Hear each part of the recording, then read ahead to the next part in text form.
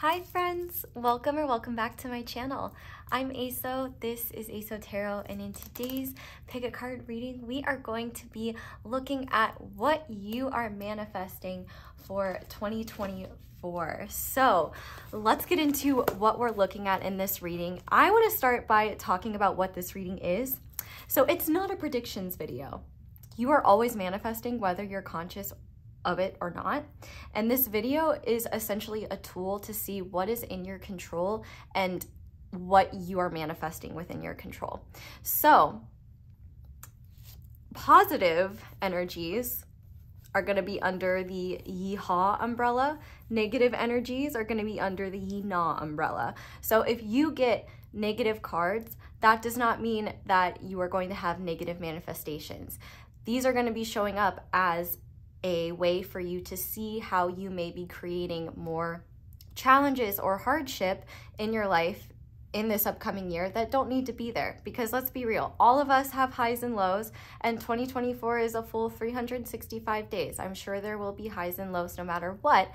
But when we look at what you are in control of, we can at least make sure that you are creating the highest possible outcomes for yourself.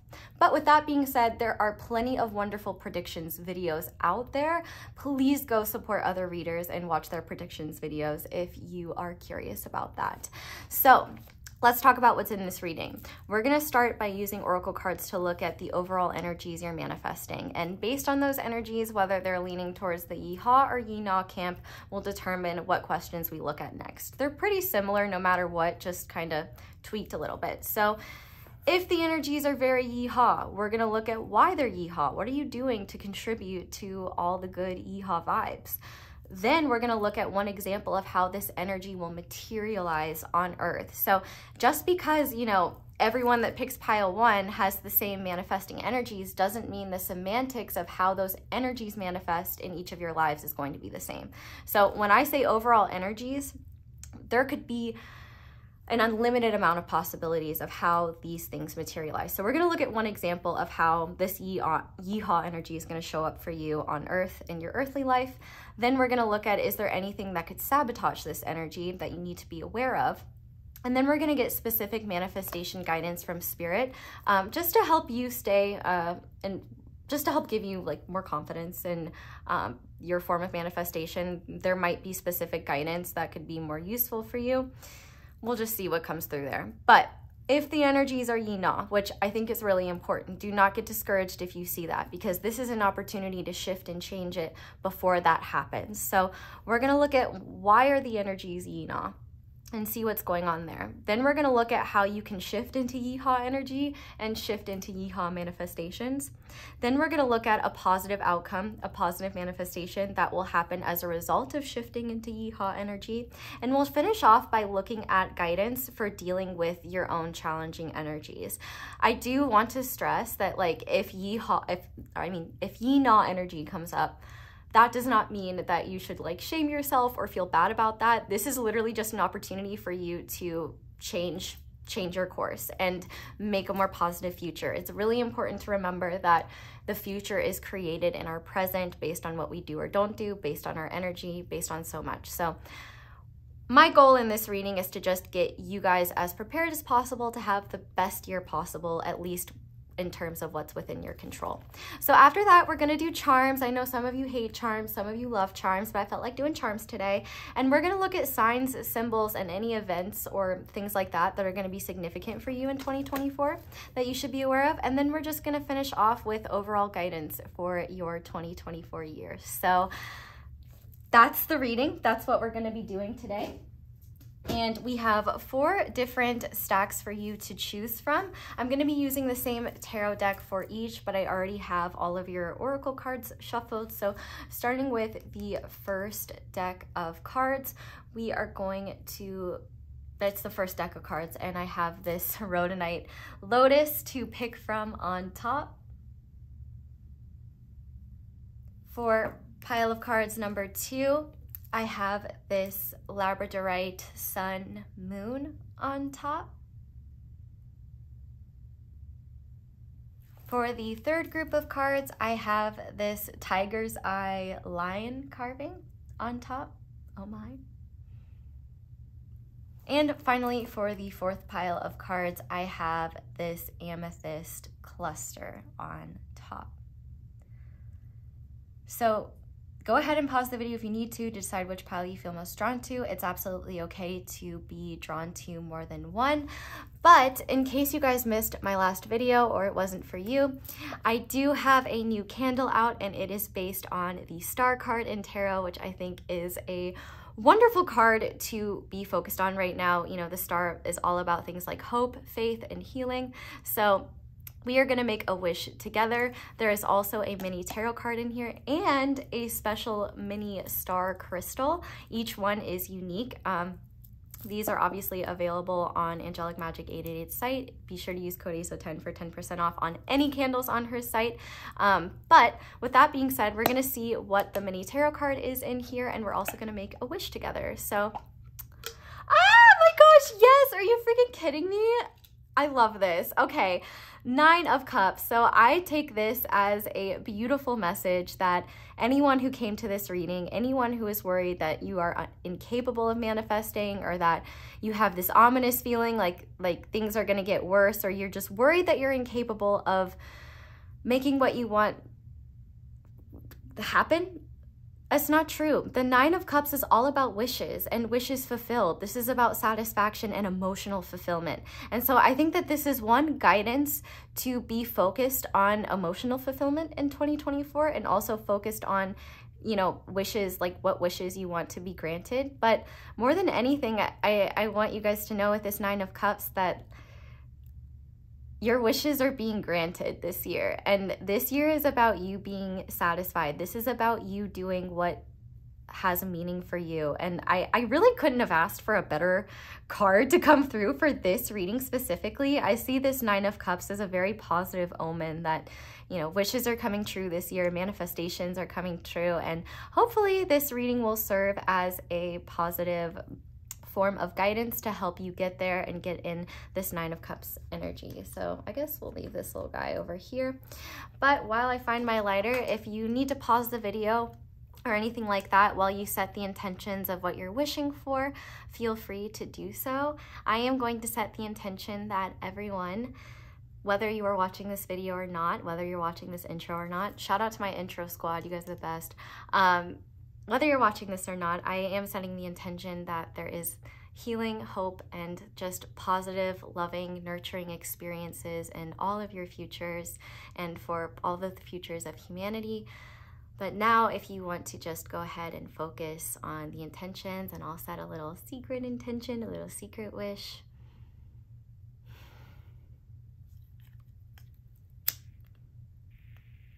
And so it is.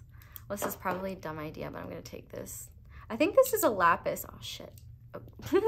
It's fine. I play with fire all the time. I'm an Aries.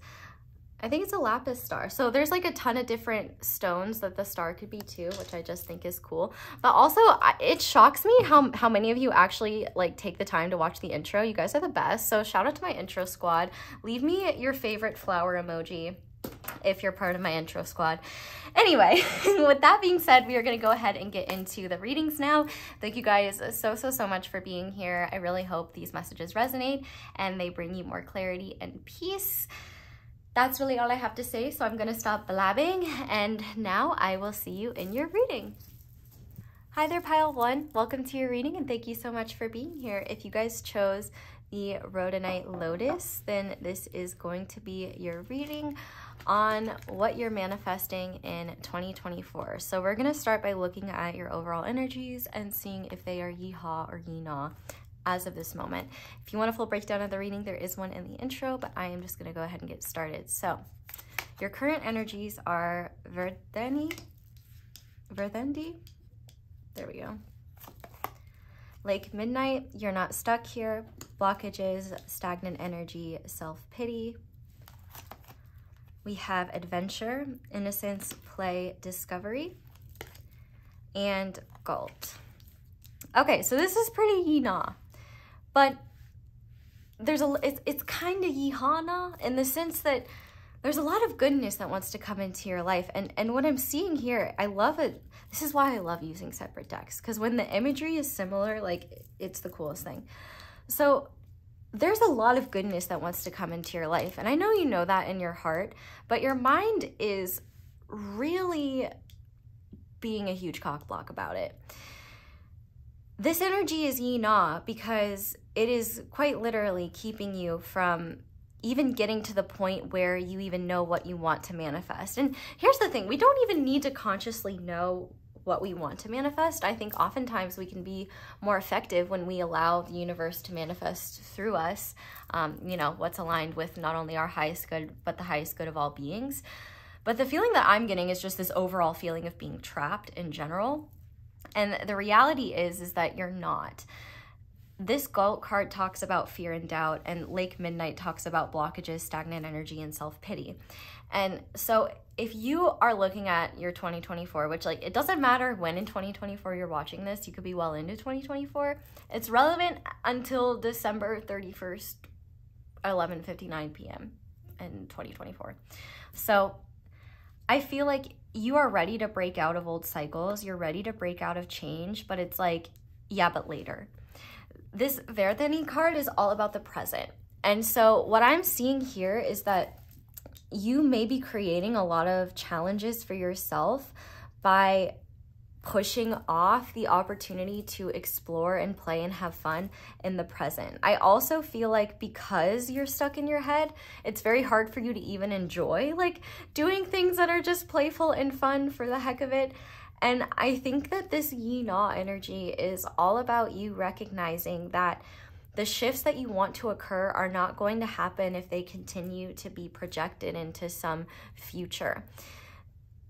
The yi-ha energy here is about you letting go of preconceived notions and outcomes and instead just being open to exploring.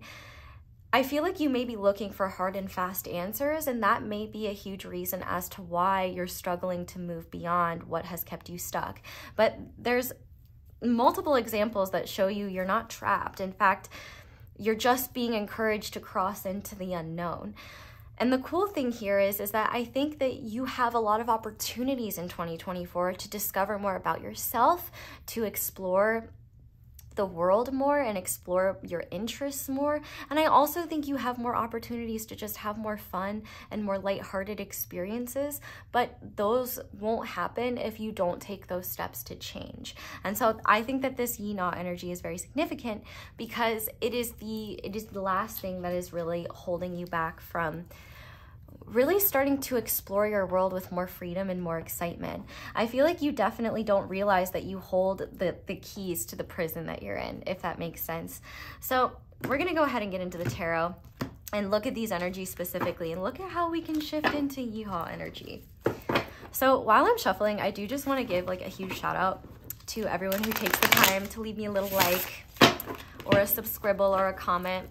You know, if you're enjoying the video, that helps me more than you guys realize, and it also lets me know what you're enjoying. So thank you to everyone who takes the time to do that. It's a very simple but easy way to support me. And also thank you to everyone who watched my union reading and left me love on that. It was really meaningful to like see your guys' responses and know that you benefited from watching it as much as I did making it. And you guys are just so awesome. I'm so grateful for you. And I really hope that this year for you especially is one where you get to start to see your own awesomeness and realize that you don't have to understand it, that your awesomeness is an unfoldment, and that it's something that you don't have to consciously do, but rather just make the choice to do something different, because that's where you learn and that's where you grow. So I want to start by looking at what is keeping you stuck in this doubt, in this fear, and this like self-pity, stagnant energy. So because basically the vibe of what I'm seeing is it's obvious you want to change. You want things to change now, not even if you're still in 2023 when you're watching this. Time isn't real. It doesn't really matter. Essentially what Spirit is saying is that the changes have been due, but nothing is going to change if you don't change, essentially. Like, you're going to deal with the same, like 2024 is going to be a repeat of 2023, like your 2023 goals, whatever you didn't meet or reach if you didn't change anything. Does that make sense? So Spirit, what is keeping pile 1 stuck in this stagnant energy? I'm actually going to shuffle these off camera in case there's a rogue titty or something. What is keeping pile 1 stuck? Aha, there we go. Very Eight of, yeah, this is literally Eight of Swords vibes. Your mind is what's keeping you stuck. So the first thing I want to say is that if you need to seek help of any kind, please do so. Sometimes it's very hard to get out of our own heads. And honestly, if you know that your brain is a problem, but you don't do anything to change it, you are just going to be continuing the cycle of frustration. Now, obviously, accessibility to resources like that are different for everyone, but even things like writing down your thoughts so you can just see what's going on within you, or taking some sort of action so you're not stuck in analysis paralysis is huge. Like, for example, if you find yourself getting stuck in your thoughts and in your mind, you know, it may be really hard to just take action or do something.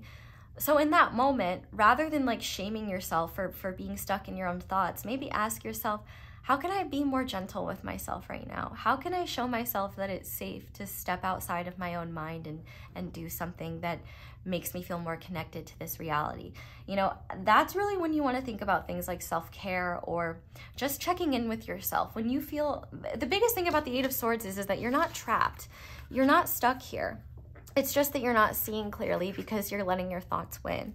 And it takes time and discipline to work with our thoughts. And everybody's mental health is different. And what works for your brain may not work for someone else's watching this brain, or what works for your brain may not be what helps mine. So it's important for you to start finding and experimenting with ways to get out of your head.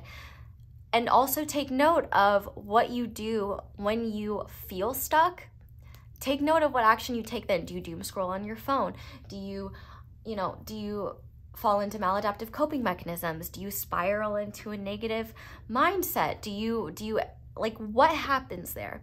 Start recording yourself and just observing yourself. That observation will lead to more awareness, and I really think you're being encouraged to look at this from a very scientific point of view, where you just start studying yourself and studying what works. And instead of trying to find the answer or looking for the answer in the outside world, just recognize that nobody from the outside world is going to come up this ladder and take you off of it. You have to be willing to take your swords out of the ground, take off your blindfold, and go down. And I love that it's like almost like a little mini tower up high. Well, it's not a tower, it's like a blade of, not a blade, it's like a pillar of earth, I guess. One of the most important and helpful things that you can do is ground. And one of the most powerful ways to ground is to just breathe. Like, quite literally, deep breathing can just be a powerful way to get yourself back in the present moment. And the best part is breathing is free. The world hasn't taken that from us yet. So breathe. And breathe through the challenging thoughts, and recognize that your thoughts are not your reality, and that oftentimes the fear that you feel about doing something different is much scarier than actually doing the different thing. And the more you realize that you can do hard things when you feel scared, you can, you know, face those fears, the more you will realize that you are so much more powerful than you thought, and that this process of self-discovery and growth and evolution doesn't have to be a grueling chore, but it can be very enjoyable and fun. So let's see how you can shift into Yeehaw energy and have more adventure and fun in your life. So Spirit, how can pile 1 shift out of this Eight of Swords and into positive energy that allows them to explore, have fun, and be present in the moment? Woof, okay. Ooh, we have the Six of Cups, so that's beautiful. And we have the Five of Swords. Okay, so one thing that's coming through here very heavily is inner child healing. I definitely think that a lot of your beliefs about yourself have a lot to do with conditioning and, you know, experiences you had as a child. But if you're watching this, you should be an adult. If you're not, come back when you're 18. But this is all about you reconnecting with those creative, playful parts of yourself. You know, innocence, play, discovery. These are all childlike qualities. And a lot of your inner child is not necessarily just like playing with old toys that you used to play with, but rather centering yourself in the version of yourself, the most authentic version of yourself that you once were, before you were exposed to the harsh cruelties of the human world and the conditioning that comes with the human world. Sometimes it can be very hard to come back into that, but I think there's a lot of healing around recognizing that, you know, the people that caused you pain, the people that wounded you and made you feel not good enough, like, there's a lot of healing there that I think you may want to look at, but I also think that you're being encouraged to reach out to people that make you feel good about yourself, and spend time with people that make you feel good. You know, one cool thing too about this Four of Swords is that there's only one sword that this guy is holding, which is the Ace of Swords, and the Ace of Swords is all about truth. And so I think that if there are fears that are holding you back, there's truths underneath those fears that you're needing to look at. Your inner child is actually an excellent guide when it comes to exploration and manifestation. I think one thing that happens as we grow is we become conditioned to think about everything that we do, but children are not, they don't really think through what they're doing. They just kind of do it. And sometimes that leads to sometimes that leads to fun experiences, and sometimes it leads to, oh my God, why did you draw all over the wall? Or, oh my God, like, you just broke all my makeup. Kids will be kids. But, you know, the beautiful thing is that as an adult, you do have the opportunity to have a stronger, linear, rational mind, but you can't let that get in the way of your joy and exploration. I feel like there's a lot of emotional richness that you've been seeking and nourishment that you've been seeking, and I feel like you've been trying to seek that in the wrong places, mainly outside of yourself, and in maybe like overly, I don't know what the right word is. The Six of Cups is a lot about reconnecting to yourself and reconnecting to those purest parts of yourself. Because the truth is that you are pure.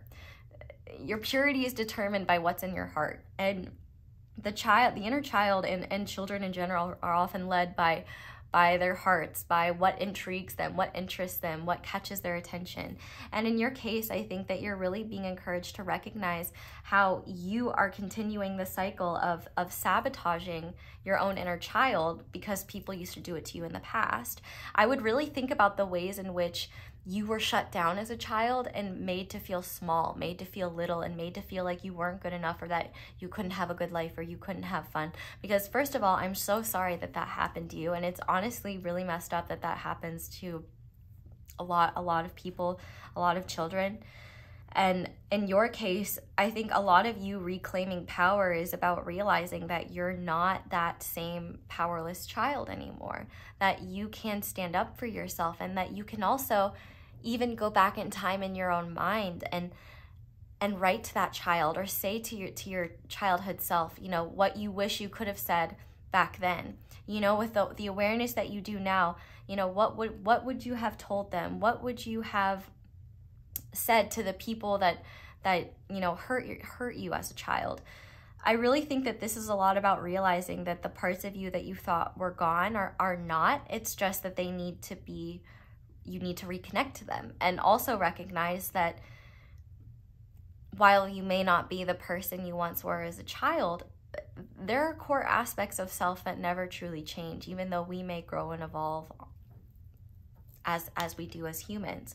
You know, the purest, most authentic parts of yourself, that is our inner child. You know, that spontaneous, fun-loving, beautiful energy, like, that is always within you. And the only thing that stops you from it is your own mindset and believing the mindsets of people who had no interest in being loving towards you, no interest in supporting you, no interest in supporting your journey, but only interest in, you know, either suppressing you, or they were just projecting their own wounds onto you. I really think that one powerful thing for you could just be validating and affirming your truth, especially to the former versions of yourself, and also validating the person you've become and the person that you've grown into. There's a lot of value in your journey. And I think one thing you may not be seeing is that you are more than equipped to not only be more confident in the direction that you're heading, but also you're more than equipped to start sitting with yourself and empowering yourself to see that just because someone said something as an adult when you were a child doesn't mean that they were correct. As we all realize when we grow up, oh, adults have no fucking clue what they're talking about. And also, the vast majority of adults are just children in big bodies that have never matured and honestly probably received similar treatment. You know, the adults and children that, you know, hurt you and made you feel bad, they probably had the same things done to them. Doesn't excuse what they did, but at the very least, I think that one way you need to shift out of this is to realize that you can't heal your inner child by logicking your way through it. You have to start feeling the wounds that came as a result of that, move through them so that you can see the truth. You know, that pain is not a sign of you failing. That pain is a sign of the fact that there were things done to you that were wrong and unfair, that are stifling and suppressing you from expressing the most authentic version of yourself and the most empowered version of yourself. And I think a lot of this empowerment is about you realizing that the people that wounded you and the beliefs that you formed as a result of those wounds are not the truth, but rather just a result of conditioning, and that you can release and heal those. It may not happen immediately, but even the mere intention is what gets that started. I also think that the more you learn how to sit with yourself and realize that, you know, your inner child is always with you and your inner child is safe to express itself, and that, you know, as an adult, you have the power to, you know, set boundaries, protect yourself, and prioritize what's truly important to you. I feel like that will help you. The more you do that, the more you will be able to let go of external ideas or external beliefs about yourself or about your worth or about what's true for you. Because the more you step outside of that and discover and play and grow, the more you're going to realize that those people were wrong and that they were just, you know, unhealed people bleeding all over you.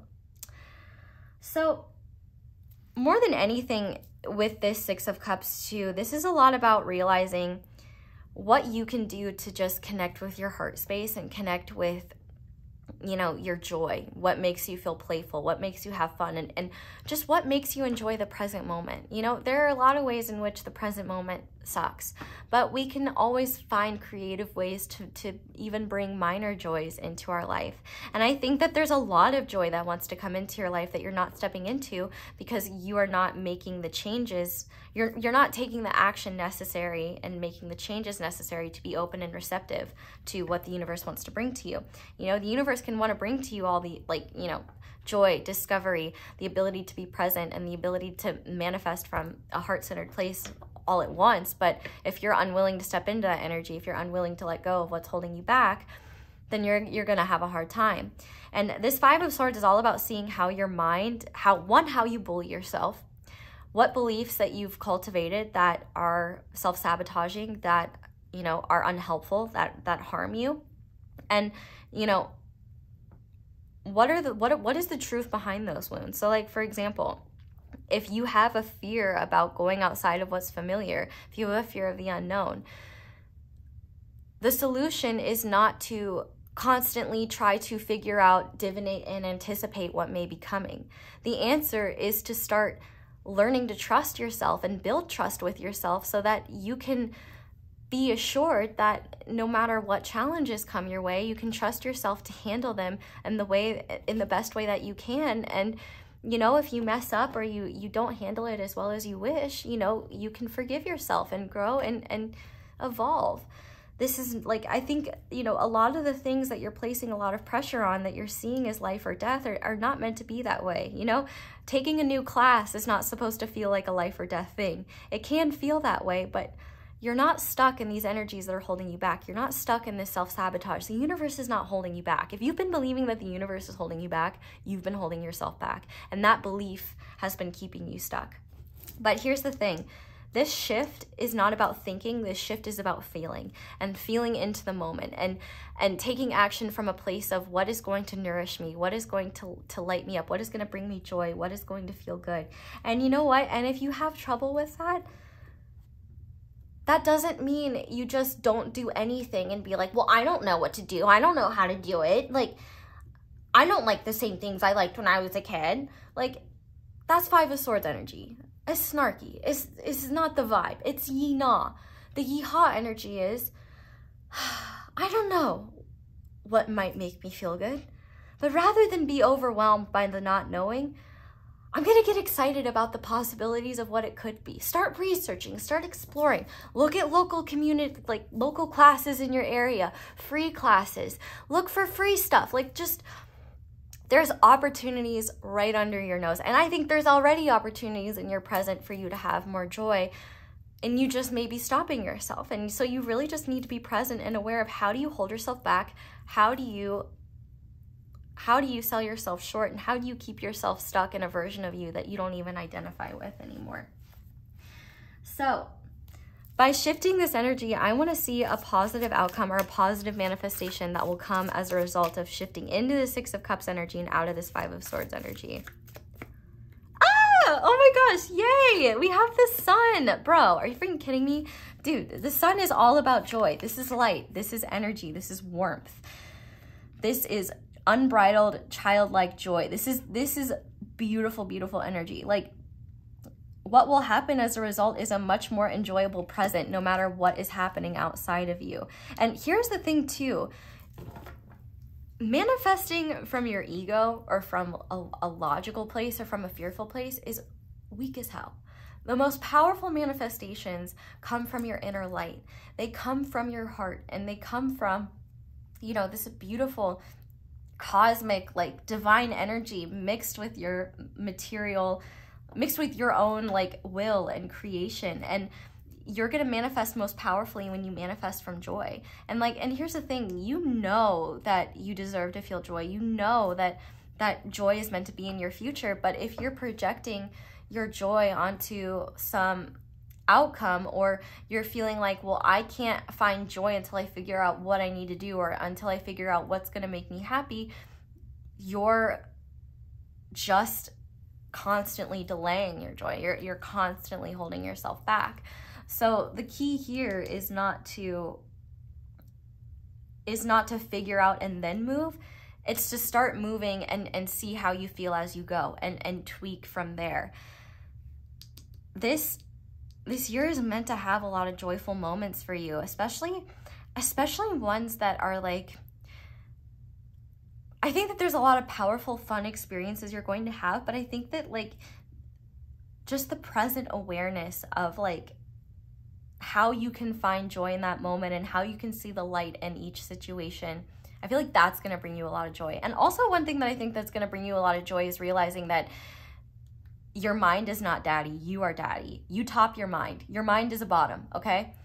And in your case, the more you realize that you don't have to have life figured out in order to enjoy it, you don't have to know what's next in order to enjoy now, the easier it will be for solutions to come to you, and the easier it will be for you to trust not only your inner child, but your intuition, and move towards what's actually going to make you happy. I feel like you may also make connections this year with you know, make connections or reconnect with people that, like, soul family. So if you're trying to manifest soul family or manifest people in your life that bring you a lot of joy, like, I see this happening, but it's not going to happen if you don't step outside of your comfort zone. I can use me as an example. I've met some of my best friends through doing this. So much of my soul fam I've met through doing this. If I hadn't taken that first step to try and see what would happen, I would have never met them. So the more you are in alignment with your highest good and with, you know, your will and divine will, the more these people will, like, naturally align with your path or realign with your path. So, you know, this is all about realizing that, yeah, people can suck. They can be mean. They can tear you down. They can create wounds, and life can be traumatic. Life can be hard, but that's not all of life. And in fact, you know, Spirit wants you to step into a much lighter side of life that has a lot more joy, and they want you to realize that joy, like, a joyful present is not based on some expectation of the future or something you have to figure out. Joy in the present is learning how to embody that no matter what conditions are in front of you, no matter what you're dealing with. Like, I also think too, with this unicorn in here, like, you may have this belief that it's rare or weird to like have to, for people to like enjoy their life. But, you know, enjoying your life has very little to do with what you're actually doing, and a lot more to do with how you do it and what you feel when you're doing it, and your actions and your choices. So I think that this is all about you embracing the light, embracing what lights you up, and also realizing that the light is going to show you what wounds still need to be healed. The light is going to show you what wounds still keep you stuck, keep you trapped, keep you stuck in energy you don't want to be in. And I think the more you realize that, like, the joy is in your present, and it can be shifted into so easily, the more you'll realize, like, how much more you can actually do and how much light in your life there is. And the thing that I love about the sun too is that it's a fixed energy. So I feel like one thing that the universe, like I'm hearing the song, like, you're my sunshine, my only sunshine, you make me happy when skies are gray, you'll never know, dear, how much I love you, so don't take my sunshine away. Like, I think that you are meant to feel that, in the sense of, you may not understand how loved and blessed and appreciated you are, but this year is meant to be an unfoldment of that, and an opportunity to start seeing the light that's already available in your life, the joy that's already available to you, and how you can create more and take steps to receive even more light and more joy and more opportunities to just live the good life. Like, you know, life can be good regardless of who you are, where you were born, and what you have. It is a lot about your attitude. I mean, seriously, look at the 1%. Do you think they're happy? I won't answer that for you, but anyway. Now I want to see guidance for dealing with this challenging energy and challenging energies as they unfold. So, Spirit, what guidance do you have for pile 1 when it comes to dealing with this challenging energy? What guidance do you have for pile 1 when it comes to dealing with their doubts and their fears? What specifically could maybe help them get out of their head, into their heart, and into more joy? Temperance, yeah, okay. This is beautiful. So, 1, you know, Temperance does talk about higher learning. Look what's on the back of the deck, the 9 of Swords, yeah. You know, one thing I love is that these two are major cards. Archangel Michael could be a significant angel that you may want to work with.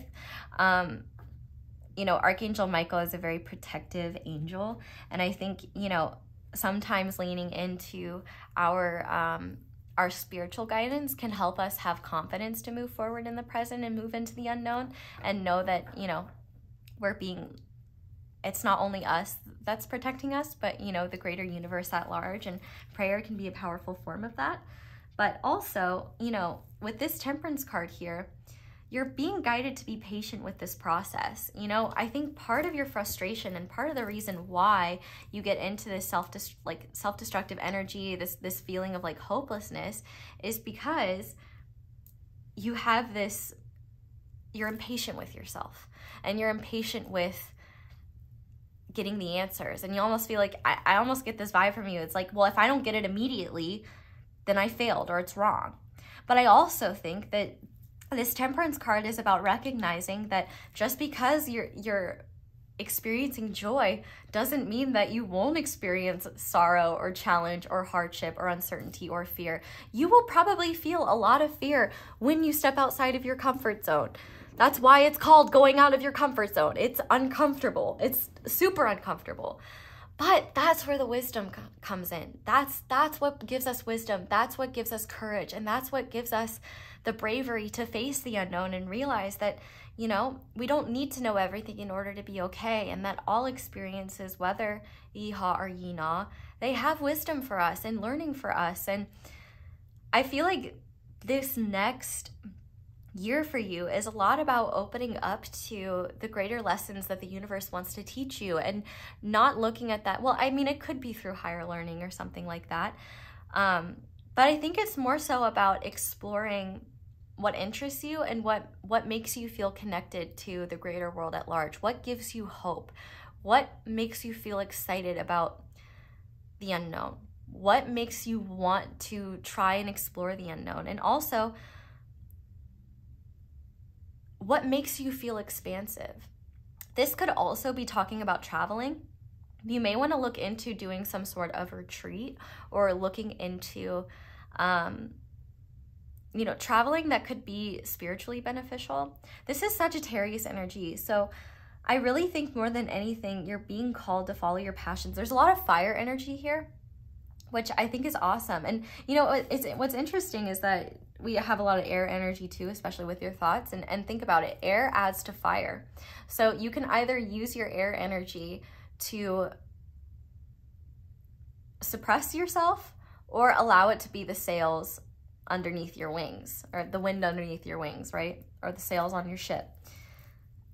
In your case, I really think that one thing that's going to be very powerful for you is realizing that you don't have to be, like, your mental health doesn't have to be fully okay 100% of the time for you to feel joyful and feel at peace with your present.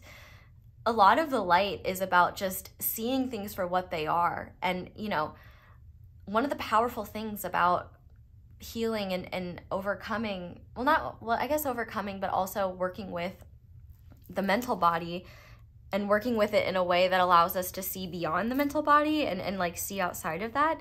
It allows us to realize like how our brain is not as powerful as we think it is, or our thoughts are not as powerful as we may think they are, especially those negative thoughts. But positive thoughts can be very powerful too. And I think a lot of your guidance is less about you feeling like you need to be perfectly healed, or that you need to have some awareness of, you need to know some secret truth in order to, about yourself or about the world in order to move forward. You don't. You can move forward right now.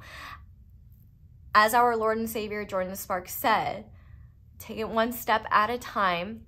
There's no need to rush. It's like learning to fly or falling in love. It's just gonna happen, and it's meant to happen. And what's really meant to happen for you is to realize that you don't need to be something else, be someone else, do something else to find more joy in your life now. Now, that doesn't mean that you love everything about your life, but that does mean that you are able to be at peace with what is, so that you can continue stepping into what's meant to be and not keep yourself stuck in this trapped state of not being able to break out of the prison of your own mind. You are meant to kind of, you know, balance the things that nourish you emotionally with practical, grounded steps. And the more you do that, and the more you're patient with this process and this evolution, the more wisdom that you will gain, the more you will realize that you are more than capable of where your intuition has been guiding you, the more you will realize like how many blessings have been in your present all along that you haven't been aware of. And I also think this is going to be an awesome opportunity for you to just start exploring more about yourself and about, you know, what has meaning to you, what is fulfilling for you. And the cool thing is that I think there's a lot of things that you're going to discover about yourself this year, so long as you're willing to step out of this Eight of Swords, this prison of your own mind, and realize that you're not stuck up here. Here's the thing about the Eight of Swords is that you're not trapped. The difference between the Eight of Swords and the Nine of Swords is that oftentimes the Nine of Swords means like, okay, maybe we need to seek help because like now we're not sleeping, now we're not taking any action. There is no shame in needing help, and there is no shame in it taking time for you to find the right help for you. Like I said, what works for you may not work for someone else. But more than anything, this is a year about higher learning. This is a year about finding the joy in your present moment and having fun and learning more about yourself. And I think the more that you do that, the more you'll find that the universe provides what you needed, so you don't even need to know what you want. And then the more you find what you need, the more you can start focusing on what do you want, and start working with the laws of manifestation, you know, law of attraction, learning to embody playful, fun energy, looking for the things that make you feel light, looking for the things that make you feel the warmth of the universe. All of that is going to be beneficial for you. But more than anything, what you're manifesting in 2024 is a hell of a lot of joy, a lot of optimism, positivity for the future, higher learning, awareness and connectivity to not only your inner child, but to, you know, the version of yourself that you're becoming and stepping into. And this year could be a really, really awesome year for you. And it very much is dependent on how much action you take and how willing you are to go outside of your comfort zone. So we're going to go ahead and look at your charms now and see what significant energies, symbols, signs, events may be significant. For reference, my eyes are closed.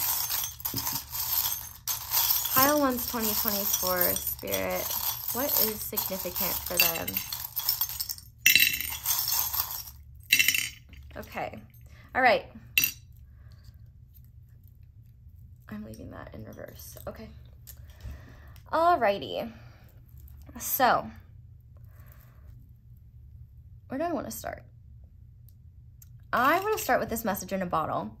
So, this message in a bottle could be a sign of important communication or important messages that are coming to you. I don't know why I keep dropping this, but I definitely think that this message in a bottle is a sign that you will be getting important communication and important information in 2024. But like, for example, where do you usually see messages in a bottle?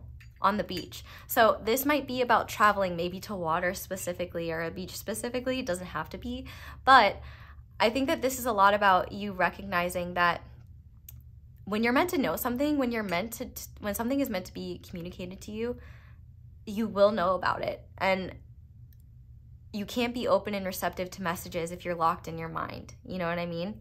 But I also think that you could find that the more you step outside of your comfort zone, the more the universe communicates important things to you that help you realize, like, oh wow, I really am more in alignment with what I thought than oh wow, I am more in alignment with my desires than I thought, or oh wow, you know, there is more joy available to me than I thought. And yeah, this message in a bottle could be about a lot of things, but you could be receiving important communication in 2024 or something like that.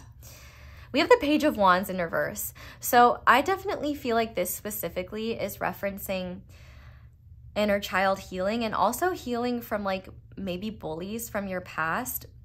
You don't need to forgive them, but you do at the very least need to forgive yourself for the beliefs you cultivated as a result of their treatment towards you, and the beliefs that have kept you trapped in a version of yourself that you don't resonate with. This Page of Wands in reverse is all about you looking at where maybe self-destructive energy lies within you and where maybe you let this destructive energy win. I think sometimes you don't have the energy to overpower your negative energy. And I think what you need to realize is that if you are so stuck in negative energy that you don't have the energy to shift out of it, that means that you just need to take care of yourself and get some rest, you know? When your cup is full, when you are when you are caring for yourself and your needs, it's a lot easier for you to shift out of what doesn't serve you. So I also feel like this is about you realizing too, you know, the children. I have this like weird urge to set this on fire, and like I low-key almost did, like I didn't think about it. But I think like what you're really meant to do is set fire to, you know, the ways in which children, you know, bullied you in the past. Because remember, you know, they were kids too. Kids aren't perfect, but also to remember and realize, you know, just because we grow up on the outside doesn't necessarily mean we grow up on the inside. So I think you're really being encouraged to, as you go through this healing process, to look at how the people that hurt you may have been not, and you don't have to be compassionate towards them, but the more you start to see, like, be aware of destructive energies in other people, the more you can realize that they're way less personal than you think they are, and be able to release and let go of them, and, you know, quite literally throw them into the fire, and also use them as fuel for your transformation. You know, the ways in which people tried to suppress you and dim your light, those are not, you know, that what they were doing is not evidence of the fact that you needed to be smaller. It's evidence of the fact that they were triggered by how expansive you are. They were triggered by your light. This year is about you getting your light back and shining it brightly and not dimming yourself for anyone, literally anyone. We also have, you're doing fine. Don't give up. So I feel like one thing as well, I don't know why I can't hold on to these. I'm sorry, guys.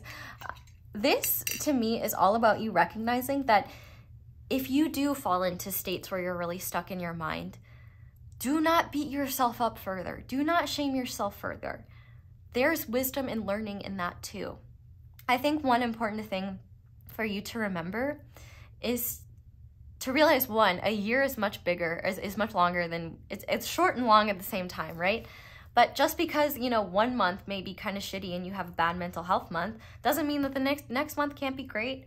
You know, when your mental health is not great, that is just a sign that you need to be more caring with yourself, more nurturing with yourself, and give yourself more grace and forgiveness, because you're not operating at full capacity. It's like, how can you expect yourself to run a marathon on a broken ankle? You know, if your ankle's broken, it needs to rest. If your brain has no energy other than to succumb to negative thoughts, dark thoughts, or whatever's going on, then that is when you need to give yourself permission to rest, permission to seek help, permission to do something that is gentle and kind. And whenever you have a hard time extending that kindness towards yourself, I would highly encourage you to visualize the child version of yourself, and what did they need that you didn't have, and how can you give that to yourself now if you can?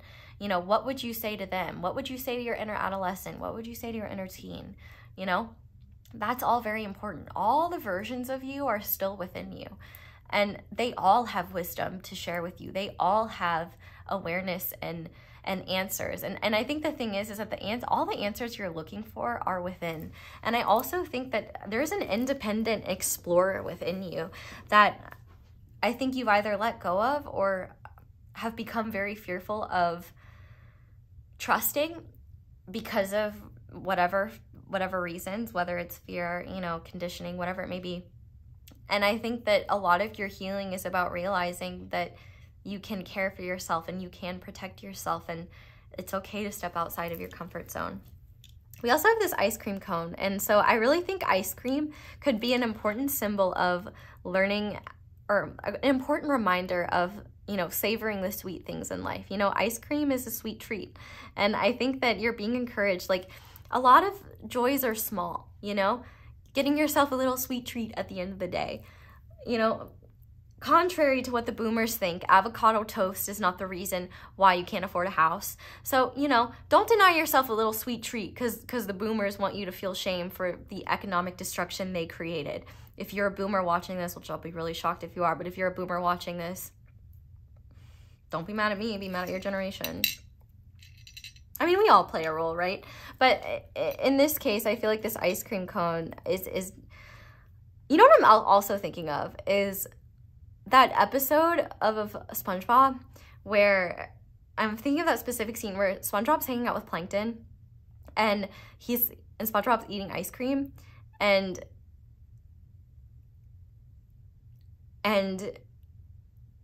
this like random sea creature takes SpongeBob's ice cream cone, and Plankton's like, SpongeBob, let him have it. And then SpongeBob like hands him the ice cream cone. He's like, here, you can have it. And Plankton's like, no, like that's not the point. It's also making me think of the Fun song. I don't know if there's an F here, but I do see UN. F is for friends who do stuff together. U is for you and me, and is for anywhere at any time and all down here in the deep blue sea. You can have fun at any time, all right? And I think fun is a very important keyword here, but also I think that a lot of what's gonna bring you joy, what may be uncomfortable, is just setting the boundaries necessary to not let people walk all over you. If you resent people for violating boundaries that you never communicated, or are very angry at yourself for not setting boundaries, you need to recognize like how not setting boundaries for yourself is self-betrayal. And the fact that sometimes, like, you know, you can't just give your ice cream cone away. It's your ice cream cone. If someone else wants one, they don't need to steal yours. They can go buy one. And if they can't afford one, they can get a job. So yeah, this is about more fun and savoring the sweet things in life and not letting people take away your joy, because joy also requires discipline. You know, if you allow yourself to be consumed by the negativity of the world when you could turn off the phone and just like have a peaceful night to yourself, give yourself permission to do that. You're not required to be constantly holding space for the outside world, you know? It's when you take that time to go within and retreat and care for yourself that you are better able to hold space for the outside world, you know? Not everyone is able to hold space for the world's suffering. And, you know, it's the ones who are doing that inner work who often, you know, have the ability to do that. And so if you do want to hold more space for other people, you know, you have to start by holding space for yourself and holding space for your fears. So we also have this evil eye ring, the Nazar. So if you're really worried about evil eye, let me tell you, the most powerful form of protection is goodwill. Goodwill towards yourself and towards others, and to realize that nobody can take away from you what is yours and what is meant to be yours. But if you want to wear protective symbols like the Nazar or other, you know, protective symbols, if that makes you feel more secure in your protection, if that makes you feel safer, please do that. I mean, I even have merch with like the Nazar on the like a beanie with like the Nazar on it. It's there's nothing wrong with a little extra protection.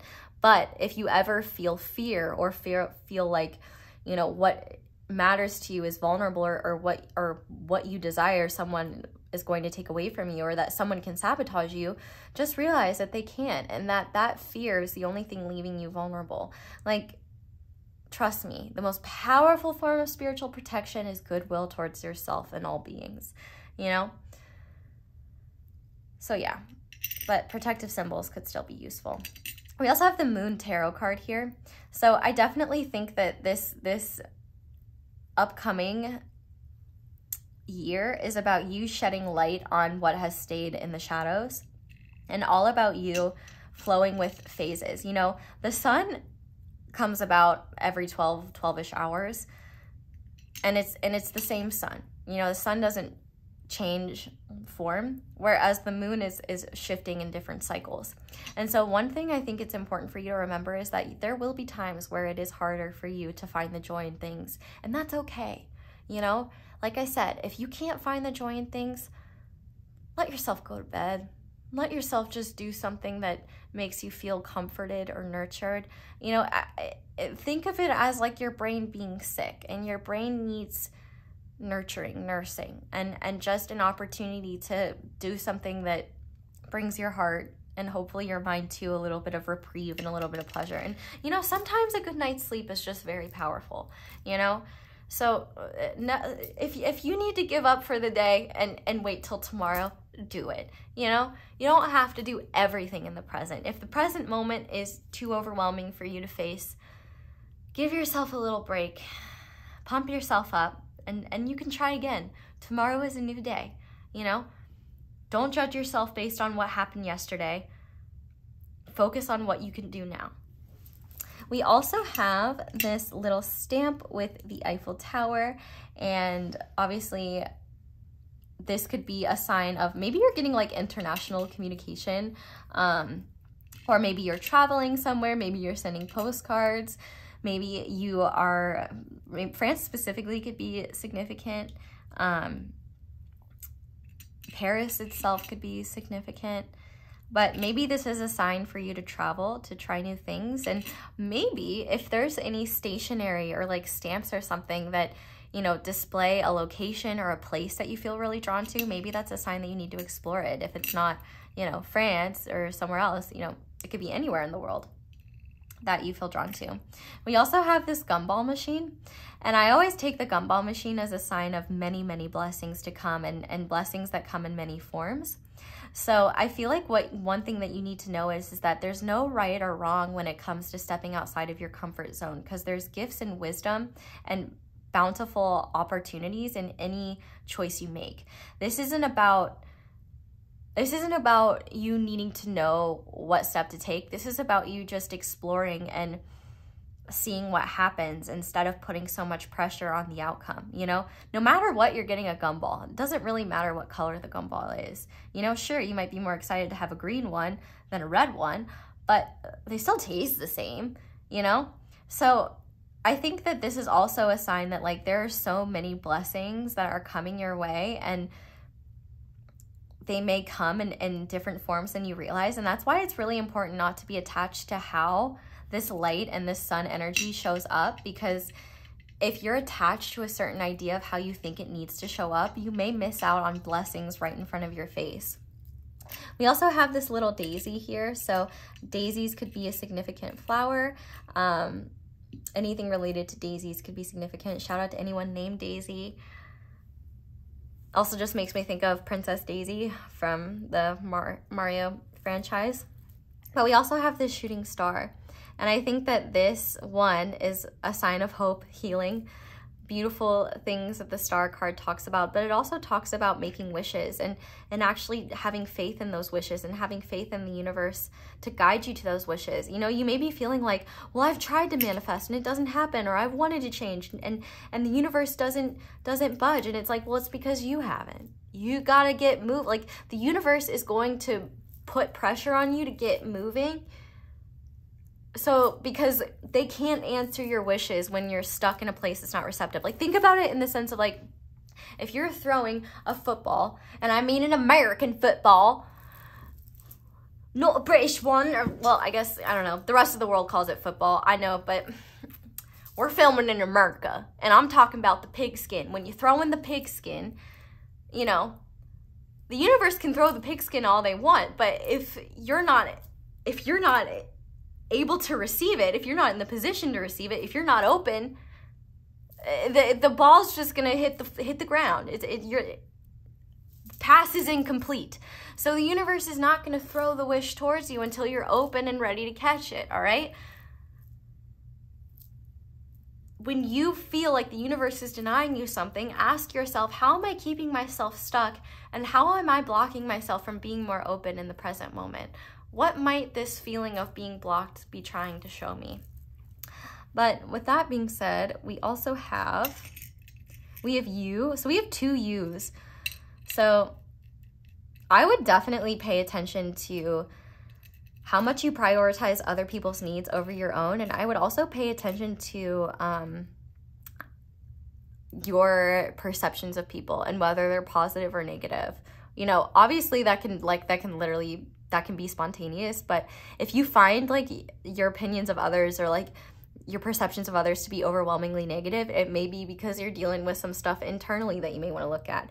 But if you're looking at the world with like very positive eyes and looking at people through a more positive lens, like I feel like that could be a sign that you are looking at things more in alignment with your abundant sun energy. But I also think that, I guess the letter U in general could be significant. But I also think that this month, well, I guess maybe this month, that was kind of a slip. This month / this year is going to be a powerful opportunities for you to look at your environment and see what and who within it is making you feel worse and what's making you feel better. Are you feeling uplifted or are you feeling depleted? And depending on that, figuring out what you need to do. Because let's say, for example, you know, you have a friendship with someone that you really love, but there's some like toxic tendencies within it. That doesn't mean you need to throw away the friendship, but it may mean that you guys need to sit down and have a civil conversation about, you know, what's going on and maybe how you can improve the relationship. I think as long as 2 people are willing to grow and work with each other, there's no telling in terms of like how much like you both can grow and heal together. So, you know, don't feel like you just have to throw the whole thing away if it can be shifted, salvaged, healed. You know what I mean? And finally, we have B. So bunnies could be significant. I'm thinking of buns, hot cross buns. I'm thinking of booties. This also kind of makes me think of abundance. Universities could be significant. Oh, nub. New boo could be significant. Ooh, you could be getting a new boo in 2024. I don't know. Take that for what they will, but those are your charms. So we're going to go ahead now and get into your guidance. So let's look at that. We have the Well Maidens kindness, respect, reverence, compassion. So I think I think you're really being guided to treat yourself this way, because the more you treat yourself that way, the easier it will be for you to like realize, like the easier it will be for you to not accept treatment that doesn't align with that. You know, compassion isn't true compassion if it's not extended towards yourself, right? And I think that this is all about you realizing that the universe wants to show you some of the beautiful, bright sides of life. You've experienced hardship, you've experienced darkness, you've experienced suffering. Now it's time to bring that into balance and start experiencing some more joy again, because you deserve that. You deserve to feel light, you deserve to feel good, even if you're still, well, healing is a constant process, am I right? Never truly ends. But even if you're struggling, you can still find a way to bring yourself a small little joy, you know, whether that's getting a little sweet treat or, you know, giving yourself permission to take the night off and hang with a friend that makes you feel good.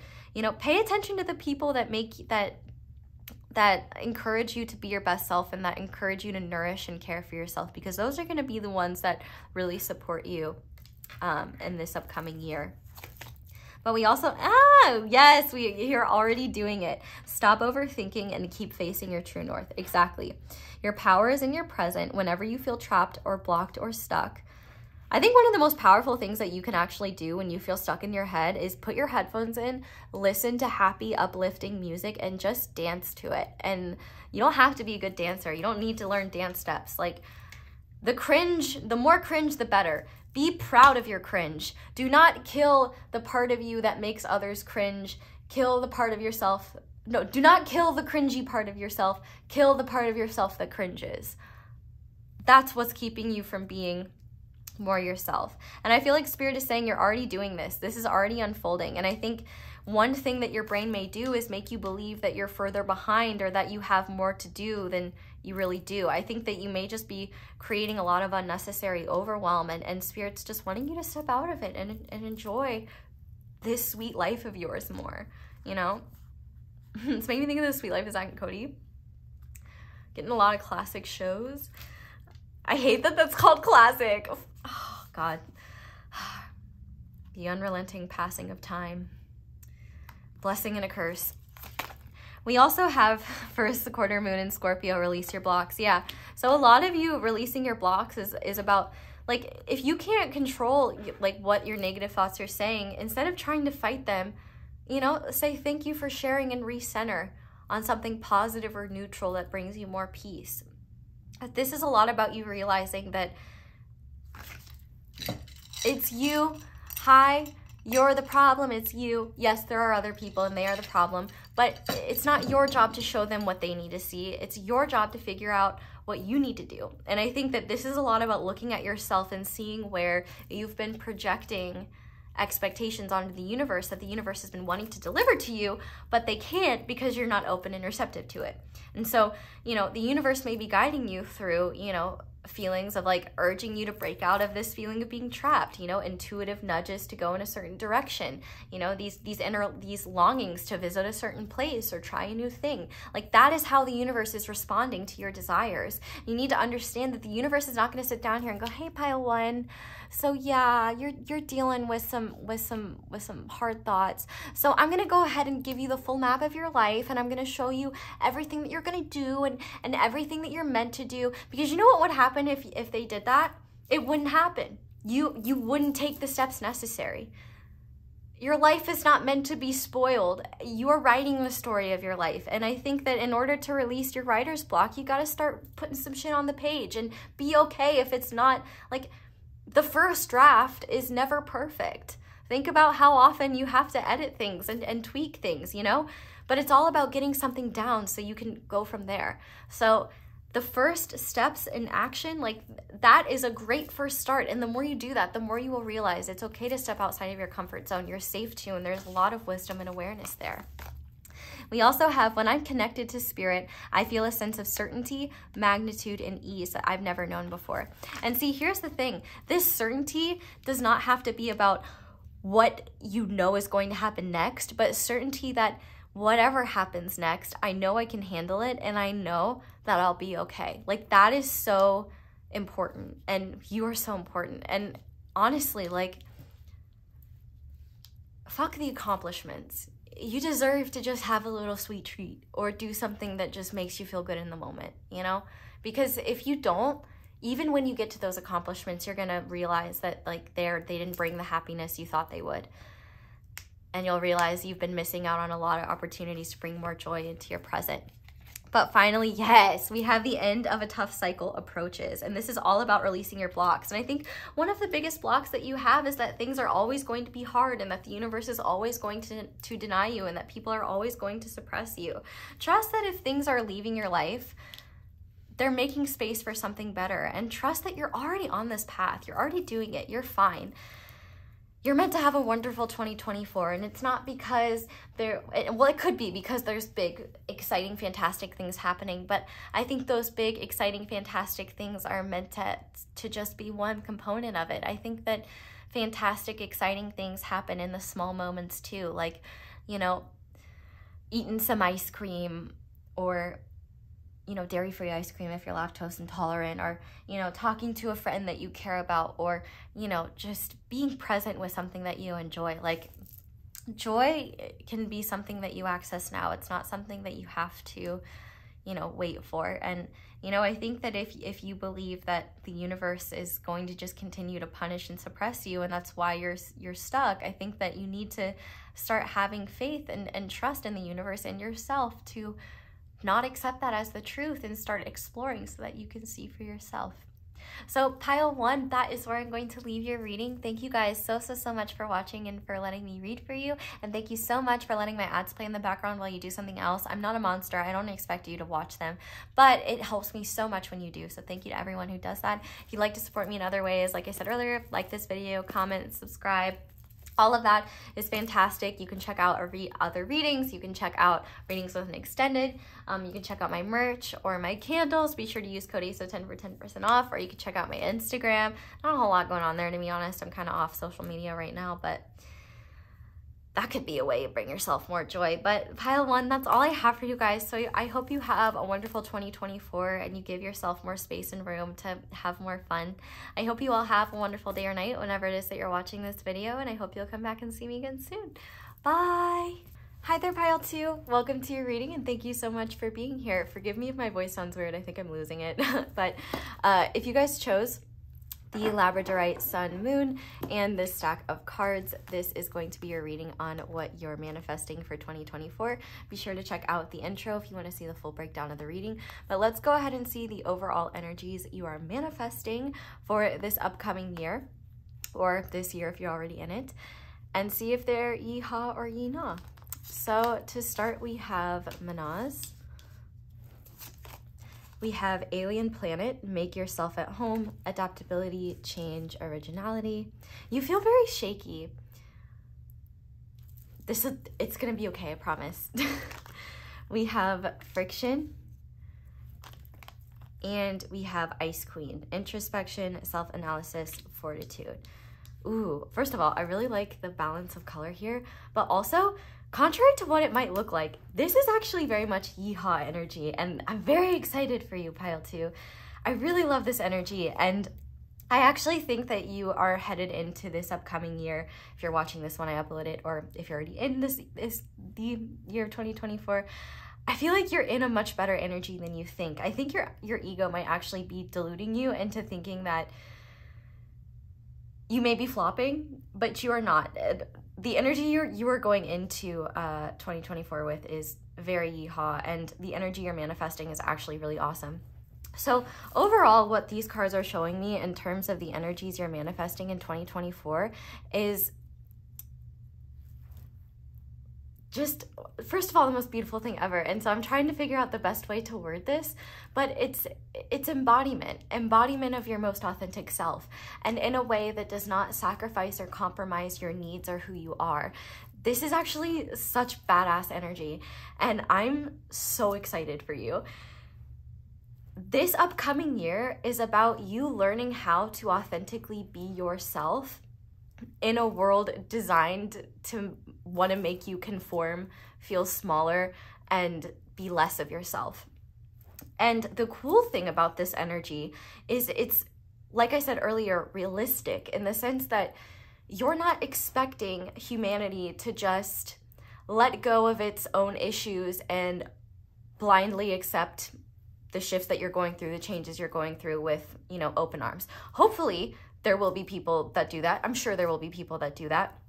But this is more so about you releasing expectations around how people respond to you and releasing the need to base your behavior on that, and instead learning just how to honor your authentic self in the moment and do whatever you need to in order to sustain that and protect that. So the vibe with Alien Planet here, make yourself at home, and Manaz, I feel like you're starting to step into your realization that all of the things that make you unique are not things that you should feel ashamed of or hide, but they're some of the best parts of what make you you. And the fact that you don't see those parts of yourself expressed outside of you is not a sign that you should hide them, but in fact that you should share those parts of yourself, because more people need to see others just standing in their authentic self. You know, you never know who else could be hiding similar things about themselves, because, you know, they also haven't seen anyone else step up and take the lead.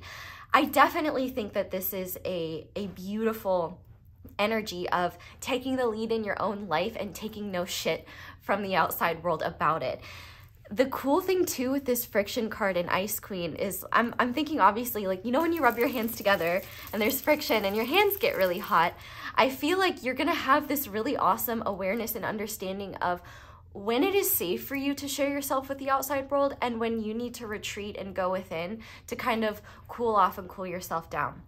I do feel like there will be experiences that you have this year that will really test your patience and your emotional maturity. And I feel like you're gonna pass these tests with flying colors. And even if you don't, you can absolutely forgive yourself for that, because we're all human and you will learn anyway. But I feel like more than anything, when life starts to get you really riled up and frustrated and hot-headed, that's when you're gonna know to take a step back and go within and kind of see what is making you feel that way. And whenever you work through whatever's got you riled up or whatever is making you feel the need to retreat, you're gonna come back an even stronger, more empowered version of yourself than you were before. This is a beautiful energy of going with the flow of whatever's happening outside of yourself, but not allowing what's happening outside of yourself to compromise, you know, the intentions of your spirit and the desires of your heart. This is all about you stepping into your life purpose more fully, whatever that may be. You know, we can have many different life purposes, and I think a big part of your purpose this year is just learning how to be more sovereign and stand in your truth in a courageous way that does not allow others to trample all over it or disrespect it. I think the word of the year for you is definitely respect. You know, respect for yourself, and also like how you respect others, and taking a look at, you know, how respectful am I to other people, and, you know, what are the expectations that I have in terms of being respectful to me. I'm hearing the song Boss right now. You know, like the very beginning where it's like, you don't have to love me, you don't have to like me, but you will respect me, because I'm a boss, and you are a boss. And I think that this upcoming year for you is going to be a lot about you forging and creating your own place in this world instead of waiting for the world to create it for you or waiting to find it. I think what you're going to be finally realizing this year is that if someone doesn't make it, no one will. So it's really going to be up to you to kind of go with the flow of what feels right and learn how to ease into this evolution that you're going through of just embracing more of your multidimensionality and more of your awesome, authentic self. Like, this is definitely going to be a year where you're learning a lot about yourself, and you're not judging yourself for what you learned, but rather you're just making powerful and important observations that not only will give you like a deeper respect for just your journey and how much you've learned and how much you've gone through, but also it'll be something where you have a lot more compassion for your shadow energies, where you see why you react to things the way that you do, and why you shouldn't beat yourself up for the parts of you that are very human. I feel like you're embracing your shadow in a powerful way, especially when you go in and retreat. you're embracing your shadow in a powerful way that allows you to release and let go of the guilt and shame that may come from putting your needs first. It can be so hard to do that, especially if you are used to people pleasing or used to, you know, bending to the will of others and learning to adapt to others.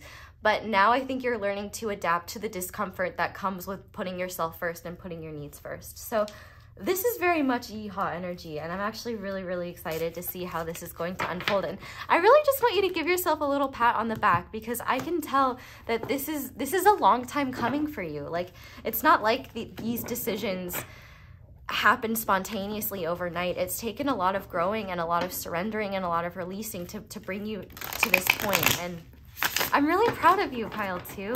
I don't know if it's, I don't know if that's okay for me to say. Sometimes I don't know how I feel about saying that I'm proud of people. I guess it doesn't matter whether I'm proud of you or not. I hope you're proud of yourself. But with that being said, while I am shuffling this, I do just want to give a quick thank you to everyone who takes the time to leave me a little like or subscribe, or just, you know, the small things that you guys do to support me. It helps me more than you realize, and I'm really grateful to spend another year with you guys, and I'm really excited to see what's to come in 2024. So we're going to go ahead and start by looking at why this energy is manifesting for you. So I want to see what you've been doing that has brought you to this point and just give you some credit for, you know, the work that you've been doing. So why is this energy, this beautiful Yeehaw energy? Whoa, look at that fly. You're going to fly this year. Oh my gosh. Yes, we have the 10 of Cups. This is so beautiful, Pile 2. Oh my gosh, I wish you could see me. I'm literally grinning ear to ear. This is so beautiful. This is manifesting because you've been learning to find fulfillment in the present. I actually think Pile 1 could really benefit from watching your reading. So it'd be interesting if any of the Pile 1s come over here, because it kind of seems like Pile 1 is like one step behind you, which is kind of ironic because that the song One Step at a Time by Jordan Sparks is coming through in the reading. But this is not about Pile 1. This is about you. You've been doing this because you've been embodying the energy of fulfillment. You've also been dreaming bigger and also recognizing what you do and don't deserve. You've also been allowing yourself to receive. I feel like it could be this year, this past year has been a powerful time for you learning to surrender and trust in the universe and what the universe wants to bring you. You know, if you are someone who is typically uncomfortable with receiving, I feel like this past year has been a powerful, like, a time where you've realized, you know, how important it is for you to receive just as much as you give, and for you to get back what you put out. But I wouldn't be shocked if for a lot of you, you've been forging connections that have made you feel more comfortable being yourself and made you feel more confident to embody your authenticity, because you know, like, you have genuine people in your life that love and care about you, and they like you for who you are. So you're not going to settle for people that want to keep you small. But even if, you know, those people aren't there yet, you're definitely manifesting them. You know, this 10 of Cups is all about finding joy and fulfillment in the moment, and finding joy and fulfillment in your human experience, and accepting the world for what it is, and appreciating the present as it comes. Forgive me, I'm so thirsty. And yeah, I think you're the antithesis of me right now. Like, I think you're not thirsty for anything other than more truth about how good can things get for you. Because I think here's the thing, you're no longer living under this illusion that everything has to be perfect all the time in order for you to be happy. I think you're starting to see the wisdom and the value. Oh my goodness. Okay. Clearly, truth is a big thing here, because my throat, I do not feel like the throat goat right now. My throat feels like it's got a goat in it. I can't believe I just said that out loud, but whatever, it's the internet. It's not like it'll be on here forever or anything. I feel like you've been recognizing these very powerful, important truths about yourself, and they've brought you so much peace and fulfillment that you're like, man, screw what other people think. Like, this brings me so much, like, fulfillment, happiness, joy, expansion, that it doesn't really matter.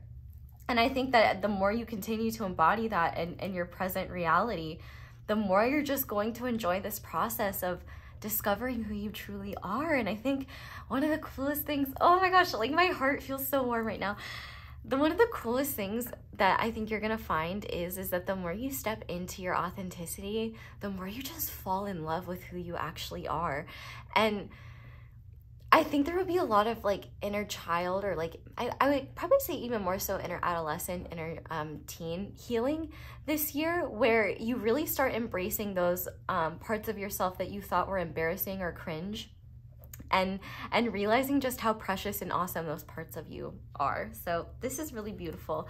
So now I want to see one example of how this energy is going to manifest for you on Earth. So like, Spirit, what is a semantic example of how this energy will manifest for pile 2 in the upcoming year?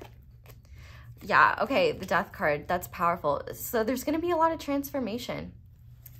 You know, obviously the Death card is not something to be scared of, especially not in this case, because this is a death of what makes you feel trapped, a death of what makes you feel stuck, a death of what keeps you trapped in a version of yourself you no longer resonate with. I feel like this is the sweet release of death. This death is a sweet release of a life that you lived that was too small for you and that couldn't fulfill you. You know, this is very scorpionic.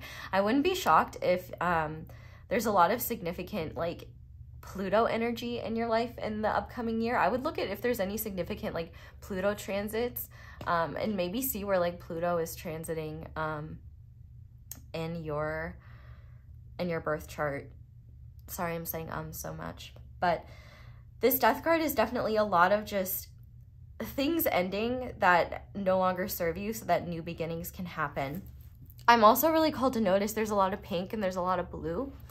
And, you know, blue is definitely a color of truth, and pink is a color of love and compassion. So I feel like this year is going to be a lot about seeing things through this new lens that not only makes the world brighter and more loving, but it also gives you more room and freedom to explore dimensions of yourself that maybe you didn't realize were there, or that you didn't even know you could like explore, understand about yourself.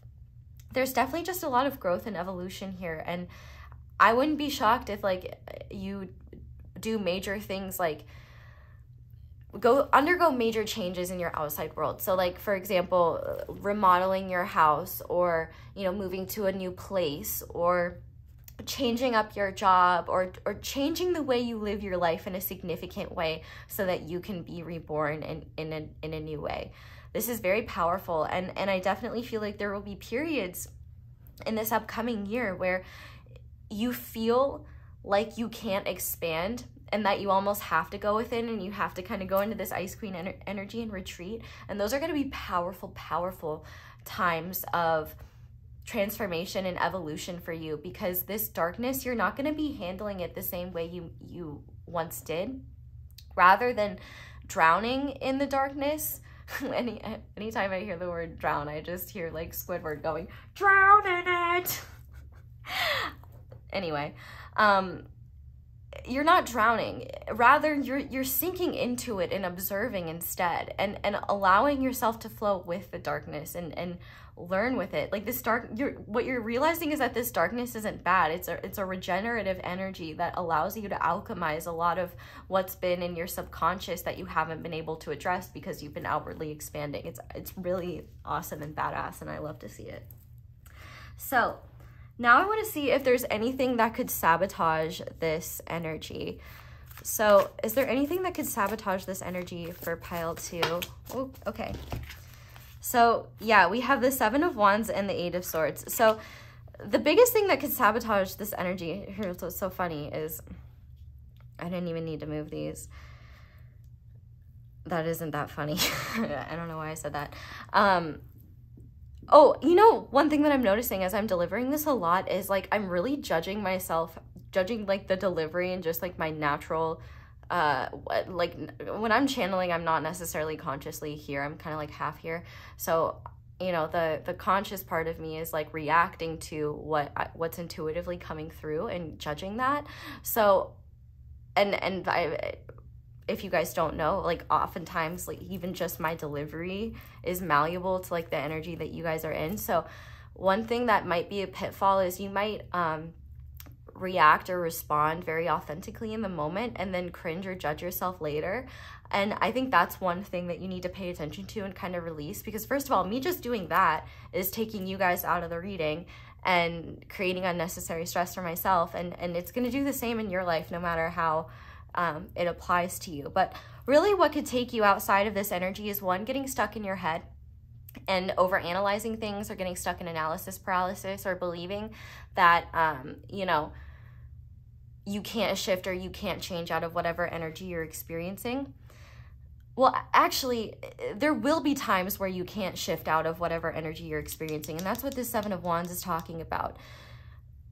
There will be times where you're forced to go within and kind of retreat, and you are going to feel exhausted. You are going to feel a little bit like, ugh, I need a break from the world right now.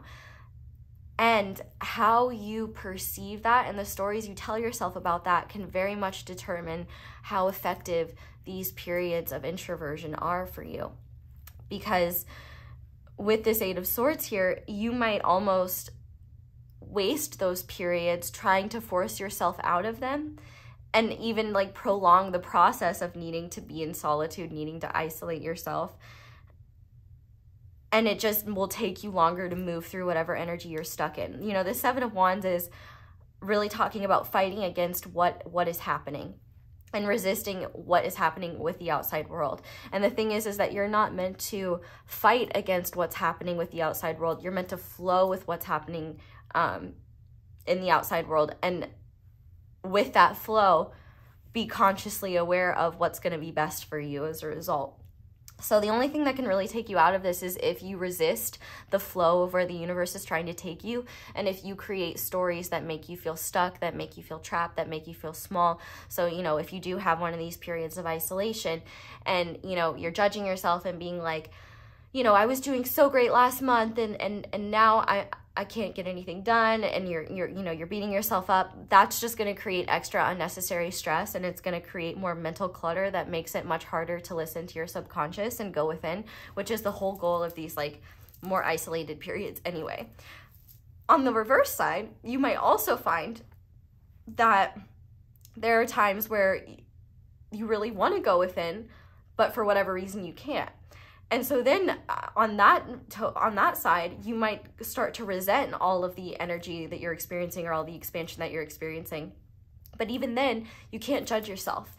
You have to just kind of compassionately accept whatever is happening, because some of this is outside of your control. But I think the only thing that will create, you know, the only thing that will take you out of this energy is the belief that you're somehow messing this up, or like you're doing something wrong or messing something up. You're not. You're just meant to flow with what is. And instead of, you know, telling yourself what's happening or making beliefs about that, just observing and following things through to their completion and looking at them in hindsight, because the way you perceive them when they're happening versus the way you perceive them after you've moved through the energy will be different. And you will have a lot more awareness when you're outside of it rather than when you're stuck in it.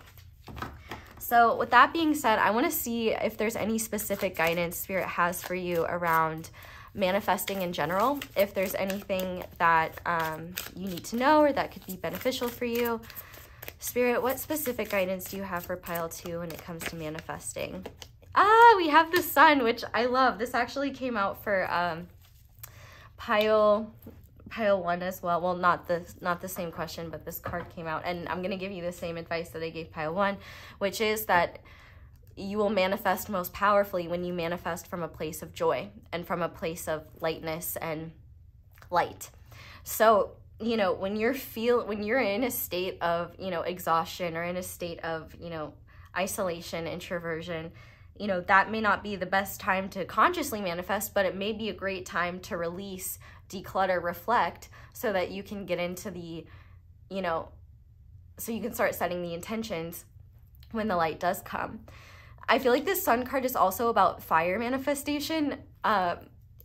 If you wish to manifest with fire, I would look into that. You may also want to look at what sign and what house your Jupiter placement is in.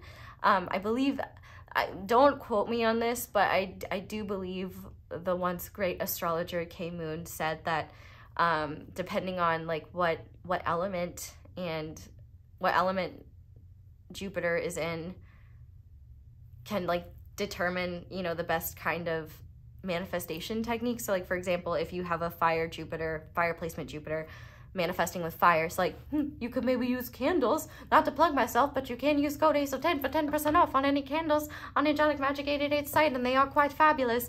But you can do that with just a simple old candle. You don't need to get any fancy candles. But this is less about like specific manifestation techniques and more about the energy when you're manifesting. I feel like manifesting for you doesn't have to be very conscious. I think the most authentic form of manifestation for you is just embodying the energy joyfully that you want to attract more of. And I feel like what the universe is really saying is, you know, when you're worried about your fears manifesting, you need to remind yourself that your fears come from your head, not your heart. And your heart is a much more powerful magnet of energy. And, you know, the fears that you have in your head do not necessarily translate as truths in your heart. So while the fears that you have may not consciously manifest, may not actually manifest, they could slow down the manifestations that are actually trying to reach you. So you're really being encouraged, like, you know, when you are thinking about what you want to attract and when you are, you know, thinking about like your manifestation power, to really focus on manifesting from a place of joy, because as we can see with that 10 of Cups, that's already working really well for you, and you should continue to do that. And also, when you don't know what to do or how to move forward, really step into, you know, the more childlike versions of yourself. You know, go within and look back in your childhood, reflect on that time and ask yourself, you know, what did you dream about? What did you want to do? What had meaning to you? What lit you up inside? You know, all those things are going to be really powerful for you. And the manifestations that are going to be the most like effective, swift, and empowering for you are going to be the ones that come from a state of joy and light. So let's go ahead now and get your charms. So I'm going to use the charms to just see if there's any signs, any important events or things like that in the upcoming year. So Spirit, what signs, symbols, my eyes are closed by the way, full reference. What signs, symbols are significant for pile 2, please? Okay, all right. I think that is all of them. This is not meant to be here. That is just a clip. Well, I guess, okay, clips for some reason could be significant. Okay, let's get into these charms though. We gotta start with the Kermit charm. Because first of all, I love this meme. Muppets or Kermit could be significant, but I think that this is a lot about facing your shadow and not letting it win, but rather seeing it as an expression of yourself and integrating it in your whole self and learning how to work with it in positive, constructive ways. I feel like this is definitely a beautiful, beautiful year where you're going to get a lot closer to yourself and expand in a much more loving way. And I feel like the more you accept yourself, the easier it's going to be for you to accept how humanity responds to you, whether it's positive or negative, because, you know, when you feel good and when you know who you are, it's a lot harder for people to try and tell you and make you believe things. Yeah, definitely throat chakra clearing is going to be huge for you this year. You're going to, definitely, if you want to focus on a specific chakra, your throat and your voice, huge, which I'm already seeing those letters. I think this could be the year of no for you. No, saying no is a form of respect to yourself. Could be big. Two words of the year, no and respect. But we have this little pray for us charm with a rose, so roses could be significant. You could be, one powerful form of manifestation is prayer. You don't have to do it in a very like, prayer doesn't have to be, like, you don't have to call it prayer. You can just call it expressing gratitude or speaking to the universe, whatever makes you feel most comfortable. But I feel like, you know, manifestation as just like prayer can be very powerful. But let's see what's on the other side of this. Is this Saint Francis? Or no, Saint Patrick. So Saint Patrick could be a significant saint. The name Patrick could be significant. Saint Patrick's Day itself could be a significant day this year, maybe the month of March.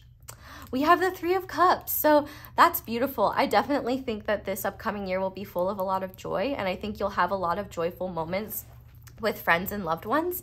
And if you're trying to manifest more community this year, that's definitely happening.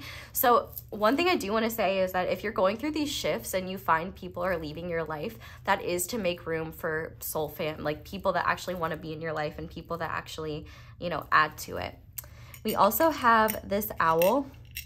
So owls could be a significant symbol, significant animal. I heard that like word totem, but I definitely think this will be, this will definitely be the year of realizing things for you, for sure. But definitely a lot of wisdom to be gained in the upcoming year. We also have this silver bell. So bells, silver bells specifically, could be significant. We have the panda. So pandas could be a significant animal. Makes me think of Kung Fu Panda. We also have the Always Sleepy Club member. So I do think that this could be an encouragement to prioritize your rest, especially when you need it. Don't attach yourself to the idea that you don't need sleep. Sleep is so incredibly important, and sometimes just a good night's sleep can do wonders. But there may be times where you have so much energy, you're not sleeping much. So maybe just pay attention to that. But I think also this is just a huge reminder to give yourself enough time and space to sleep. Let's see what else we have. We have I love my cat. Oh, so you could be having you could be getting a cat this year. You could be getting another cat this year. Here's some of you being like, oh hell no. But you know, I feel like every person I say who says like I'm not getting another cat, like that's the very thing that manifests another cat in their life. Which, like, to be fair, what I know about cats is that they choose you. So a cat may choose you. But also, if you have a kitty, in terms of, you know, a hoo-ha, you know, you may be healing your relationship with that, which I think is awesome. We all deserve to feel good about our bodies and not feel shame. But yeah, maybe someone named Cat could be significant. Good vibes. But yeah, so we have on or no. So, ooh, I like that. Like, so for you guys, like, things are either on for you or they're a no. Like, it'll be easy for you to intuitively know like what is significant for you, or like what is meant for you and what isn't. It'll be easy for you to let opportunities that aren't meant for you fly by. It'll be easy for you to say no to things that would drain you, and you will know when to say yes to something. We also have the number, I think this is meant to be a number 9, but it could be a 6. So September or June could be significant. I'm seeing this is almost like a 9 year for you. So 9 is a lot about independence, starting to wrap up cycles, a lot of powerful learning lessons. 69 could be a number. It is a number. It could be, of course it's a number. But yeah, the number 9 could be significant. And those are your charms. So if you want to screenshot those or whatever, feel free. But we're going to go ahead now and get into your guidance. So this is just meant to be guidance for the rest of 2024. Or, well, for all of it. I don't know why I said the rest. It's still 2023 when I'm filming this. But we have the water carrier. What really matters, reflect, reprioritize. So I feel like that's interesting because I was talking about being thirsty, and I have been thirsty this whole reading. Whenever you feel like emotionally drained or like you've run out of compassion, I feel like that's definitely an important time. You'll know when to go within. Like if you're feeling very, you know, exhausted by humanity, I definitely feel like it's time for you to go within.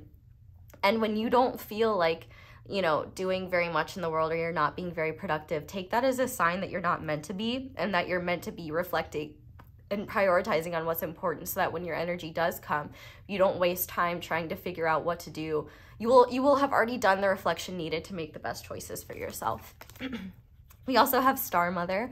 How can you mother yourself? Yeah, so I definitely feel like, you know, you'll be embracing more of your feminine energy this year, just in the sense that like doesn't matter, you know, who you are. We all have feminine and masculine energy within us. I like to call it more yin and yang energy, because I think sometimes the terms feminine and masculine can create, like, I'm not talking about gendered ideas, I'm talking about like just energy. And in your case, I think that this is a lot about being more nurturing to yourself and prioritizing your needs so that you can give to the world in a way that matters to you without, you know, depleting yourself. But we also have new moon in Pisces, attuned to the divine. So yeah, I definitely feel like this upcoming year will be one where you are guided less by people outside of you and more by your own internal, by your own intuition and your own internal guidance. And that may feel very weird for you. But the more you do it, the more you'll get confirmation that you're on the right path. And the more confirmation you get, the more confidence you'll feel in listening to your intuition. So it's going to be a beautiful cycle where you continue to feel more relief and trust as you continue to listen to yourself, and you'll be so happy that you did. And yeah, beautiful energy. We also have my true safety lies in my capacity to align with the love of the universe. Yeah, and that's quite literally what you're doing this year. You're making decisions out of love. You are doing what's best for you out of love and stepping into the most loving, authentic version of yourself yet. And I think that this is going to be an awesome year where you realize the universe is on your side, and you're going to feel less confusion and frustration, because rather than trying to understand what's happening, why the universe is responding the way it is, you're going to be just accepting and flowing with what is, and you're going to learn a lot more that way and feel less frustration in the process. And finally, yes, we have believe in the impossible with blue moon. So I feel like Spirit is being intentionally vague about all the wonderful things that are going to happen this year, because I think that you're meant to be guided into it by your own intuition, and also it would be ruining the surprise. But no matter what, this upcoming year is one where you're coming into balance in a very powerful way. I think it's very fitting that you guys have this Labradorite sun and moon, because it's like you're balancing, you know, your masculine and feminine energies, and you're coming into balance and coming into wholeness with all parts of yourself, and learning to be the best version of yourself possible in that moment, and learning so much about yourself in the process, and sharing more of your beautiful light with the world. And what could be better than that? So pile 2, that is where I'm going to leave your reading. Thank you guys so much for watching, and thank you so much for letting my ads play in the background. That is one of the simplest and easiest ways to show appreciation for me and my channel. But if you'd like to support me in other ways, you can like this video, comment down below, let me know how it resonates, and subscribe if you haven't already. You can click that little notification bell to be notified whenever I upload a new reading. You can check out my merch, you can check out my candles, you can check out my social media, or you can just check out my other videos, or you can do whatever you want. But that's all I have for you guys. So I hope you have a very happy new year and a wonderful 2024. I hope this reading resonated, and I hope you all have a wonderful day or night whenever it is that you're watching this video, and I hope you'll come back and see me again soon. Bye! Hi there, pile 3. Welcome to your reading, and thank you so much for being here. If you guys chose the Tiger's Eye lion carving and this stack of oracle cards, the little bit of ash, then this is going to be your reading on what you are manifesting for 2024. If you want a full breakdown of the reading, please check that out in the intro. But we're going to start by looking at the overall energies you're manifesting for 2024 and whether they are yeehaw or yee-nah. So to start, we have Staff. We have Treehouse, find peace in being alone. Solitude, introspection, independence. We have Challenges, blocks, fears, negativity, betrayal. And we have Thorn. So if you didn't watch the intro, it's important to know and understand, because I already feel some of you being like, oh my gosh, here we go. Like, if you didn't watch the intro, which those of you who did watch the intro, shout out to my intro squad, know that we're not looking at what's outside of your control in this reading. We're looking at what's within your control. So this energy is definitely giving me yee-nah vibes. Yee-nah being the negative or more negative and negative side of things. I don't know why I'm explaining all this. I almost feel like I feel very like afraid to even like talk to you, but I know that you're not scary. You know you're not scary. I think you're afraid that whatever I'm gonna say is scary, and I almost feel you like with your sword and your shield up. And here's the thing, everything's gonna be okay. And I actually want to start. I felt really called. I didn't do this in any of the other decks, so I don't think I'll do it for pile 4. So I think it's the only one. But I used this stone deck, and I wanted to see what Tiger's Eye represented. And it says, Tiger's Eye is a golden brown quartz displaying a light reflecting optical phenomenon known as chatoyance or cat's eye that appears just below the stone's surface. Who needs it? The currently overthinking and mood swinging Geminis, Virgos. Where to put it? In a string of prayer beads hanging from your middle finger, counted on during meditation along with your blessings, and when to use it. When your thoughts are not your friends. When reading Jungian theories or attempting to decipher a Zen koan. Probably pronouncing a lot of things incorrectly. When you're all roar and not enough purr. When only equanimity of mind, body, spirit, left brain, and right brain can get you square with the universe. Balance your whole being. So, pay attention to whatever energies you felt as I was like unfolding these cards, because they are significant. The energy that's manifesting, you might already be experiencing some of this energy, but essentially this is resistance to powerful truth and powerful calls from the universe for you to step up and start stepping into your own magic. Now, our understanding of magic, you know, we believe a lot, well, I say we, but a lot of Western society believes that magic is not real because our idea of magic has been taken from things like Disney and Harry Potter. Magic is very, very, very real.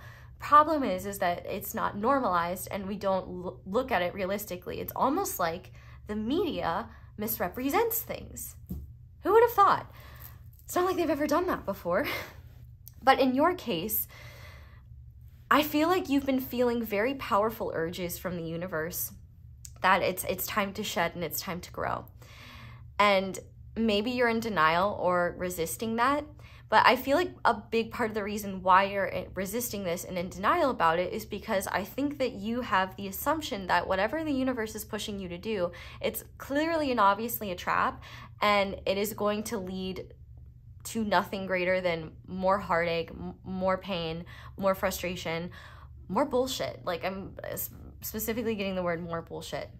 And the universe is really trying to get you to see before this year even starts that that is not the case, because you can make this process a lot harder for yourself than necessary, which I got a lot of compassion for that, because like I do the same thing. Who knows, maybe I'll go back and watch this and this will be my group too. So no shame about what I'm about to say, because this is so human and this is so real. But the call to grow is not from a place of like I literally just heard, oh, and this, like, it hurt my heart to just hear it. Like, I heard the words repent for your sins, and I hate that. That's so icky.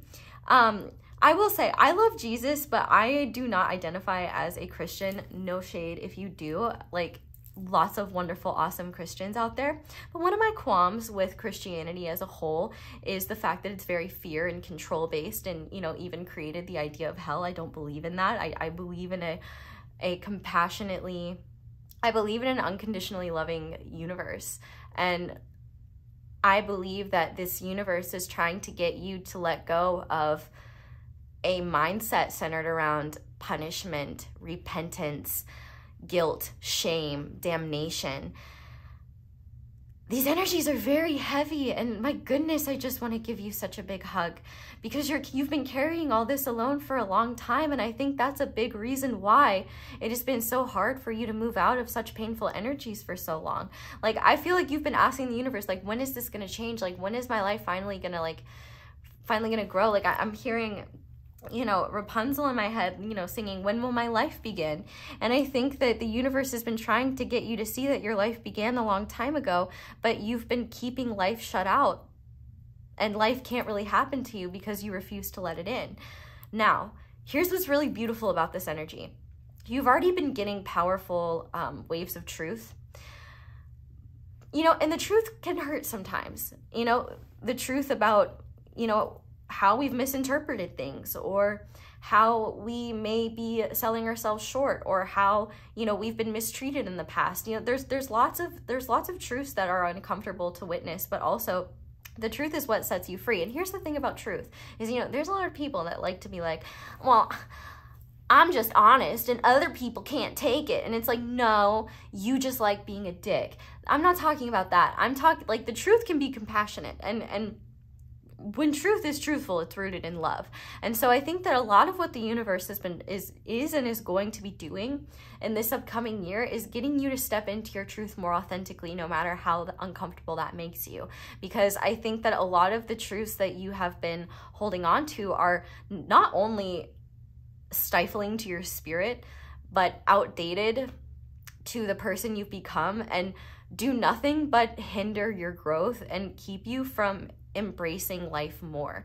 You know, one of the things, like, you know, one of my beefs, you know, as someone who was raised in Christianity is just this idea that, like, we're just supposed to, like, not enjoy life and deny ourselves, you know, experience and stay sheltered and stay fearful and you know, basically do the exact opposite of like everything Jesus said, and yet do it in his name. It's just, religion is man's interpretation of what we think God is. It's not necessarily the truth. I see religion as rivers that run into the same stream. And now me saying all this is, I'm not trying to say that I believe that I'm right or that my truth is the right one. I'm just saying it's mine. And clearly, if I'm sharing it, it's probably because there's value there, and some of you need to hear that. But please do not take me sharing my beliefs as something like, you know, like don't take my beliefs as like me trying to assert them, or you don't have to believe what I believe. I'm just sharing what I believe because it might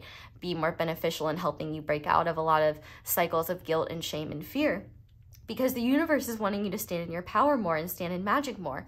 And a lot of this magic is about realizing that it's within you. It's not something that you have to earn or, you know, dress in like a weird wizard cape to get. I mean, you should dress in a weird wizard cape because you just want to look like a flat wizard, not because you think it'll give you magical powers, which, like, maybe it could, I don't know. Like, I don't have one. If you find out about that, I guess let me know.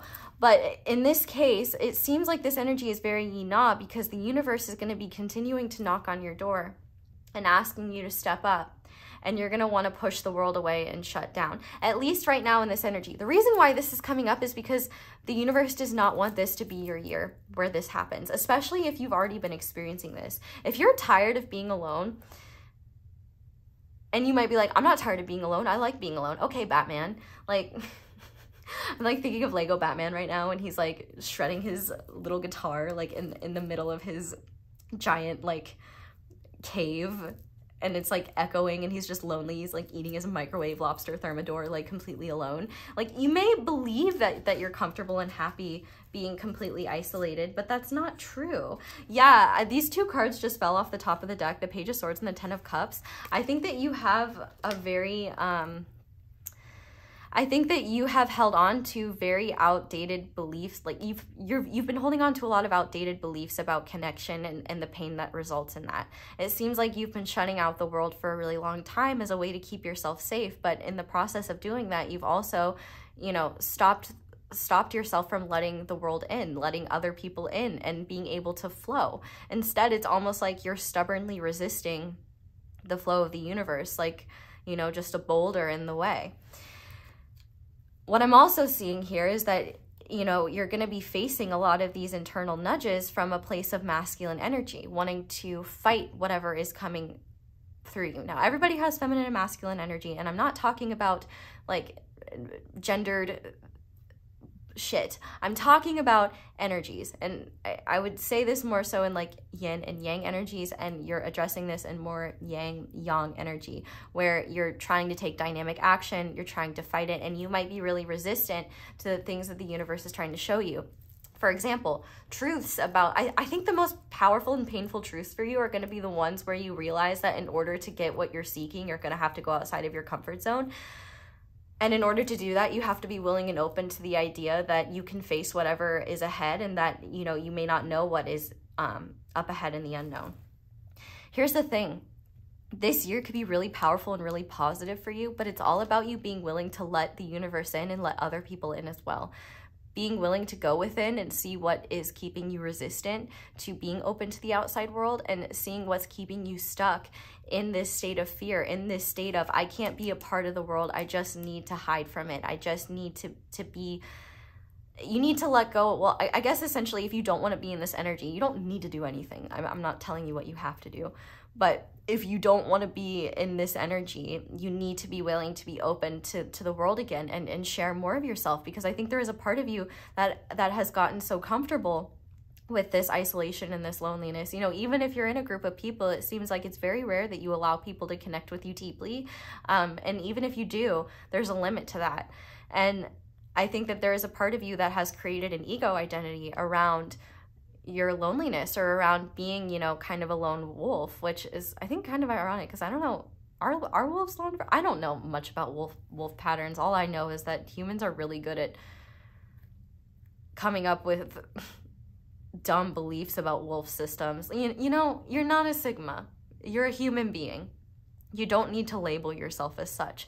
And I would even like look at the labels that you like attach yourself to. Like, for example, you know, I think there's something here where you're really attached to outdated identities that you have clung onto to feel safe and feel accepted. And even though you've outgrown those, it's like you haven't been fully ready to be open to and shed those identities in order to figure out what is going to be in more alignment with you. And I think part of this is a resistance to being open to the unknown. And, you know, and I think that this energy makes a lot of sense, especially if you're kind of going through like a spiritual awakening. Like, this is very spiritual in nature. And even if you are like awakened spiritually, like awakening is like a constant process, you know. There's a reason why it's represented by the lotus flower. It's a constant unfoldment. And I think in your case, this is a lot about you stepping into your own power and your own magic. And you're only going to be able to do that if you, one, trust that you're able to handle whatever comes your way, and two, know that the universe isn't goading you into being open to life again because it wants to trick you and you know, make you look stupid for believing it, that goodness can find you. It wants you to stop shutting life out, because the more you shut life out, the less evidence you will have that life can be amazing, that people can, you know, carry you in your journey with tenderness and compassion, that people can, you know, share space with you in an authentic and loving way, and that, you know, the universe can guide us in ways that ask us to step outside of our comfort zone, not to torture us, but to empower us to realize that life can get even better. This energy is all about you realizing that the negativity that is within your control is entirely based on your willingness to face your own stubbornness and let go of what you know isn't working, so that you can actually start living a life that's more enjoyable to you. Like, you're giving me very much like Gandalf vibes, like very powerful, like sorceress energy. Like, I really think that this could be a powerful year of you discovering your own magic and looking into things like the Hermetic Order of the Golden Dawn, the Kabbalah, like metaphysics, I think could be a very powerful form of study for you. And in your case this year, I think that this is a lot about you willing to let go of your conditioning and preconceived notions and be open to what the universe is trying to show you. Because the universe isn't promising that everything is going to be hunky-dory. The universe is trying to show you the systems that are going to give you the wisdom and the guidance and knowledge that you need in order to navigate your world with more confidence and with a more broad understanding of what truth can look like, and how truth can be expansive and bring you peace. And I think here's the thing.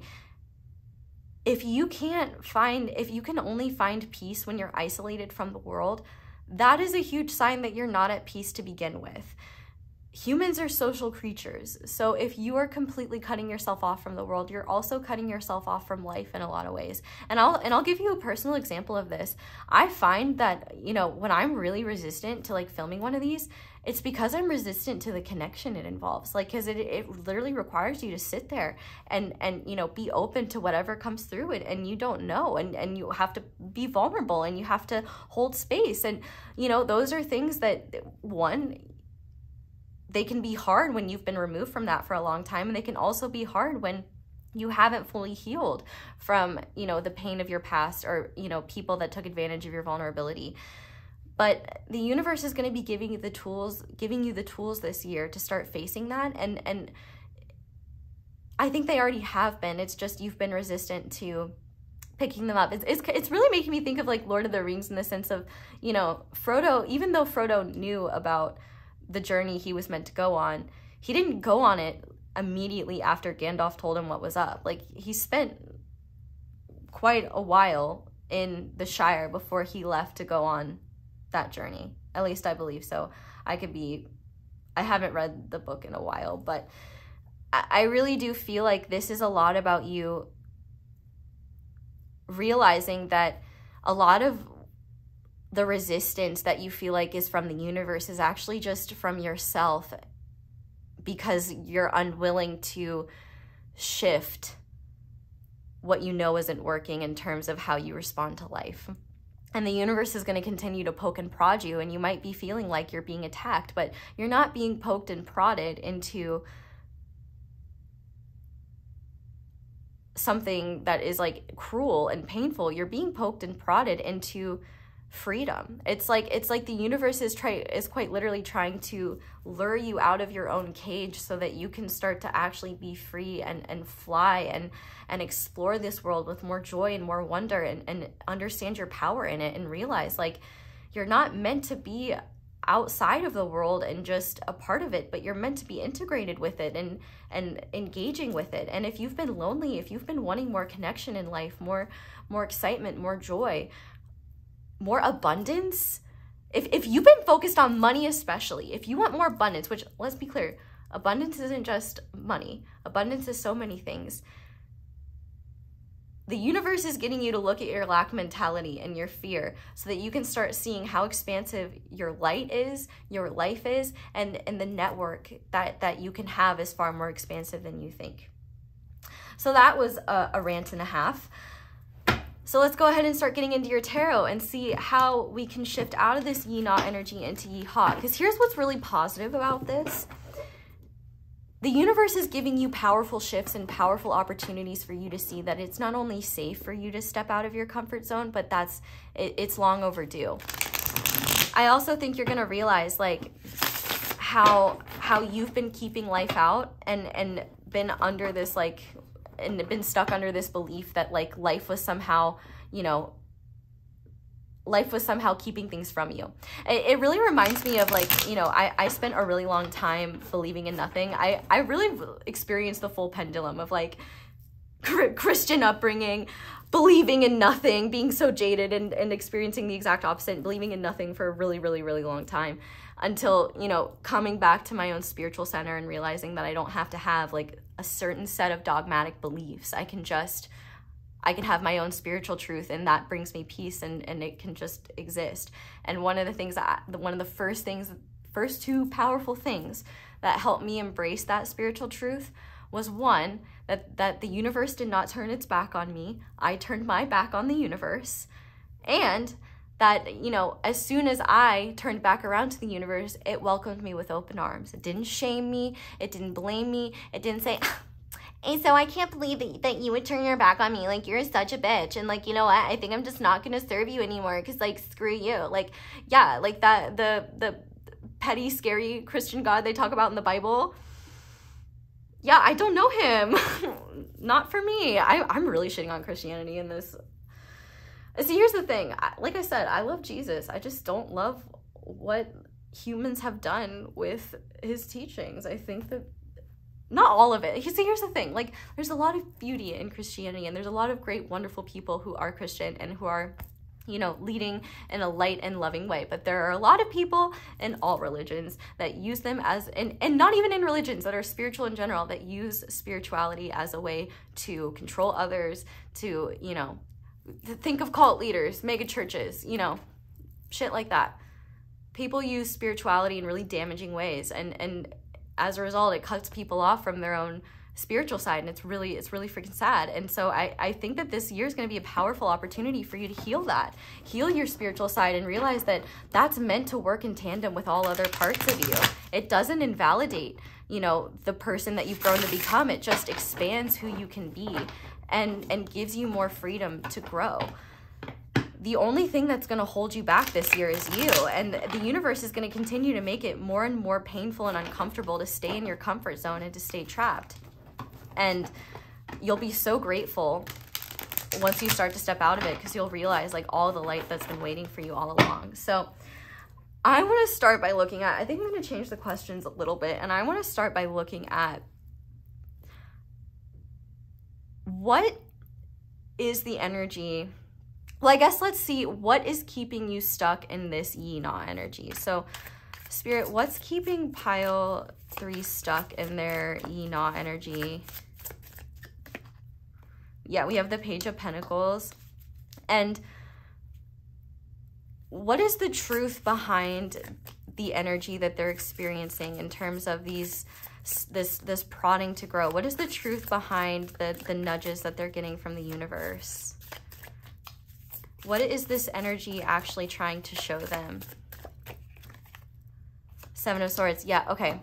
So if you've been wanting the universe to help you grow, help you expand, the universe has been answering your prayers for quite a while, whether you've been consciously aware of them or not. What's really happening here is your mind is very powerful, and that's an awesome thing, but it's keeping you stuck from the truth. And this is so interesting because I was actually thinking about the 7 of Swords, and one thing that I really liked about it was that there was only one sword left, and it was in the light. You notice this guy's in the shadows, and the 7 of Swords is often about deception, betrayal, things like that. And we have this Page of Pentacles here. So I definitely think that your assumption that whatever you're stepping into or whatever you're being led into is a trap, especially the things that call to your heart, that make you feel connected to that childlike part of yourself that's hopeful, that believes in good things. It's almost like you feel like you're jaded. Well, I think you are jaded in a lot of ways, but what the universe is trying to get you to see is that feeling of jadedness is not meant to stay in your field. It's a form of it's a way to keep yourself safe. Like this energy that you're manifesting is probably a continuation of what you've already been experiencing for a long time. It seems like you try to take a step forward, and whatever response you get from the universe that scares you or that makes you feel uncertain or makes you feel like something is unsafe, your mind will immediately cling to the explanation that confirms your confirmation bias, which is the universe is out to get me, things will never get better. Even if I do have something great and beautiful, I'll mess it up or I'll lose it, or they'll realize that I'm not worth it, whatever it may be. The truth behind this is that it's time for you to start growing in expansive ways where you can see the truth that's actually in the light. You've allowed the shadow of, you know, your mind and your fears to rule you for a long time. And I think one thing that you forget is that you're not the same defenseless child or naive adolescent or, you know, unsuspecting young adult that you once were. Maybe you're still an unsuspecting young adult, but you shouldn't be any younger than that if you're watching this. In your case, this is a lot about you realizing that you have powerful opportunities this year to start planting seeds for a very expansive future, and a future that you actually want. The dreams that you have in your heart are not silly fantasies. The yearnings that you have towards specific people or towards specific places or opportunities or ideas, those are not the universe trying to torture you and goad you and torture you and goad you. They're the universe trying to get you to start listening to the callings of your soul.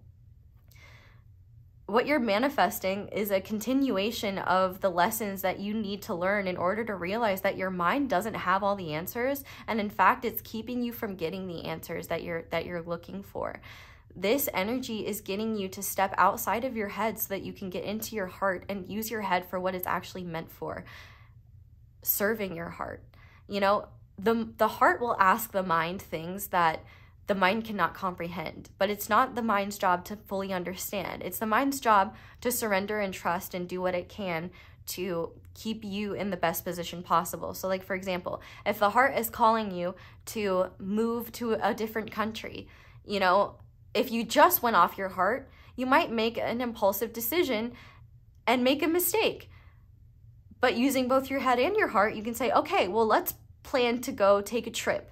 you know, for a specific amount of time, and let's explore and really see what life would be like here, and then we'll go from there. Like, I think that you're meant to open your mind more to realize that this powerful mind of yours is meant to serve you in ways that help you grow, not keep you small and keep you trapped and keep you stuck. You've been growing. You're ready to grow. Like, and I think a lot of what you have already been doing is integrating. There's a lot of like truth that you may have not fully integrated yet that is going to click and make sense for you as you start stepping outside of your comfort zone. But the cool and powerful thing with this thorn here is like this sword of truth. Like, the truth is coming whether you like it or not. It already has been, and it's not going to leave you alone. In fact, it's going to get louder and brighter and harder to ignore. And the beautiful thing is that that is going to be the evidence later on of just how much the universe loves you and just how much you're worth it. Because the universe is not going to give up on trying to get you to see what is true for you and what is real for you, and see that your path in your life is meant to be far more enjoyable and expansive than, you know, the wounded, conditioned parts of yourself have been led to believe. Now, that doesn't mean you won't ever experience hardship. That doesn't mean you won't ever experience betrayal again, or negativity, or blocks, or frustrations, but it just means that you'll be able to deal with them in a healthier, more balanced way that doesn't cause yourself to, you know, run away in fear, but rather, you know, stand in your power and make decisions from an empowered place, and realize that you can face the hardships of life and not implode, and not, you know, feel like you're losing everything. So let's see how you can shift into Yeehaw energy. Aha, we have the Emperor. I love this. Yeah. And so this is what I love. So, you know, as I'm talking about all this masculine energy, this masculine energy is coming to you for a reason. But this is all about stepping into your divine masculine energy. And, you know, like I said, we all have feminine and masculine energy within us, and at different balances. But this year is a lot about you seeing where your masculine energy is distorted, and stepping into divine masculinity instead. I think I'm gonna have to grab a book. One moment. Okay, so this is the Lightworker Oracle. It's a wonderful, wonderful guidebook. Honestly, anything by Alana Fairchild is fantastic, and I'm pretty sure she actually has a YouTube channel now, so you should check her out. But I was gonna look for the Divine Masculine. Oh, there's titties on here. I'm gonna get demonetized. Okay, I'm just gonna read the book then. You know what? I want to manifest freeing the titty on YouTube 2024. It's like, oh, you can show violence, but no titties. The airplane above agrees with me. Okay, Power of the Divine Masculine. This is for you. Okay. An empowering energy seeks expression from within. It wishes to free you from confusion, paralysis, and stagnancy. It seeks to stir you into consciously chosen action, greater discipline, and focus. It's time to end the frustration of repeating old patterns. You are ready to break through into a new way of life. Feel inspired, be energized, and focus on your dreams and desires. Take steps to manifest them on the physical plane. Believe your success is inevitable. Yeah, and I think this is the thing. A lot of your faith in the universe comes down to you having faith in yourself, and having faith in the fact that whatever you're being led to, it's for a reason, and you can face it. I also want to mention the fact that I've noticed that within this reading, I have gone outside of the structure that I've set up for it. So I definitely think that Spirit is encouraging you to like, even if you have specific plans or specific structures set up, if they're not working, or if you need to shift them, feel free to do so. You're in control here. The Divine Masculine in you knows when to accept and when to say no to a belief, fear, habit, person, or situation. The Divine Masculine energy exists within all men and women and non-binary people. It rallies the spirit and responds in times when you may feel drained, taken advantage of, or overwhelmed by too many choices or demands. It cuts through the confusion. Love that sword energy. It cuts through the confusion that comes with choice and priority setting. It refuses to be distracted and keeps and keeps you from being dissuaded from your life purpose. The divine masculine is growing within you now. It is the spiritual light that reveals the truth without filters or veils. Let this energy clear distractions, demands, and drama from your life. Let it help you discern what is best for you and give you the courage to act on it. Let it help you sort out what is true from what is illusion. Let it help you dedicate your time and energy to what has most meaning for you. It will empower you to claim success in what matters most to you. The divine masculine overcomes procrastination. It acts again and again in accordance with the heart. Divine masculine energy empowers each leading light to lovingly assert him or herself in the world. It supports us in standing up for what has meaning to the heart, whilst lovingly but firmly saying no when we need to do so. Do not minimize your inner divine masculine, whether you be man or woman. Nourish it. However, if your masculine energy has been trapped in the wounds of your ancestors, he may demand absolute perfection before you believe you are worthy of love. He may even be violent towards you, perhaps keeping you from saying no to violent relationships or self-harming through over-exercising, denying your body good nutrition or rest, or by ignoring your feelings, vulnerabilities, and intuitive wisdom. That would be your feminine energy over here. Feelings, vulnerabilities, and intuitive wisdom. He may need healing from your inner divine feminine to feel loved, valuable, worthy, needed, and respected. Like I said, even though I swear I wasn't reading right ahead, but it's okay. Then the inner misogynist will fall away as a new empowered divine masculine asserts itself within you. Learn to trust this part of yourself. Let him become strong in you. He can be your guide, protector, defender. Trust when he says no to something or someone. Trust when he says you are ready for this and encourages you to act, which that is a big, you are ready for this and encouraging you to act is a big part of your year this year. And the ye not energy is you being resistant to that and believing that it's a trap and creating blocks for yourself. As you trust in him, you will trust yourself to be visible. Your inner divine masculine will help you shine your light without fear so others can also find their way through the darkness into love. So I'm going to say the invocation on behalf of you and I. So on behalf of me and pile 3, I call upon the unconditionally loving divine masculine within me and pile 3. I respect, honor, and need you. I release past pain and how we related to each other. We are blessed with divine love and healing now. Help me to have the courage and self-belief to live in my truths and be open about who I am. I honor your strength and power within me. I know that for every dream the divine has placed in my heart, so too has equal measure of confidence, intelligence, strength, and capacity been placed in my soul. I choose to have the courage of my convictions and to journey within us to find whatever I need to bring my light fully to the world. May all beings be supported in overcoming pain relating to the masculine principle. May all beings restore, heal, love, and respect him and his divine purpose and the spiritual evolution of humanity. Through my own free will, I invite unconditional love to assist with this process for all beings. So be it. So I'll hold this up if you want to screenshot it. And say the invocation for yourself. But I grabbed this book because I thought, you know, with the Emperor card coming out, that would be a much better explanation of how to shift out of the Yi Na energy into Yi Ha. The more you embrace and embody the energy that I just read, the more you will be able to handle what the universe has coming your way. And this Emperor energy is really cool because usually they're sitting on a throne, but in this case, he's sitting on like a stone pillar, and it's like he's taking a break and resting his feet rather than just, you know, sitting on his throne all day. And so I feel like in your case, like a lot of this shifting into Yeehaw energy is about you realizing that you're more than capable of handling whatever comes your way and that you're in control. You may not be in control of what's happening outside of you, but you are in control of how you respond to it. And in fact, the more you release the need to control what happens outside of you, the more you'll be able to grow from your responses to it and learn from that. You know, the Emperor is also Aries energy, which as an Aries, I love to see that for you. This is about embodying your Aries energy, fighting for what you believe in and standing up to what's important to you and not settling for anything less. So now I want to see a positive outcome.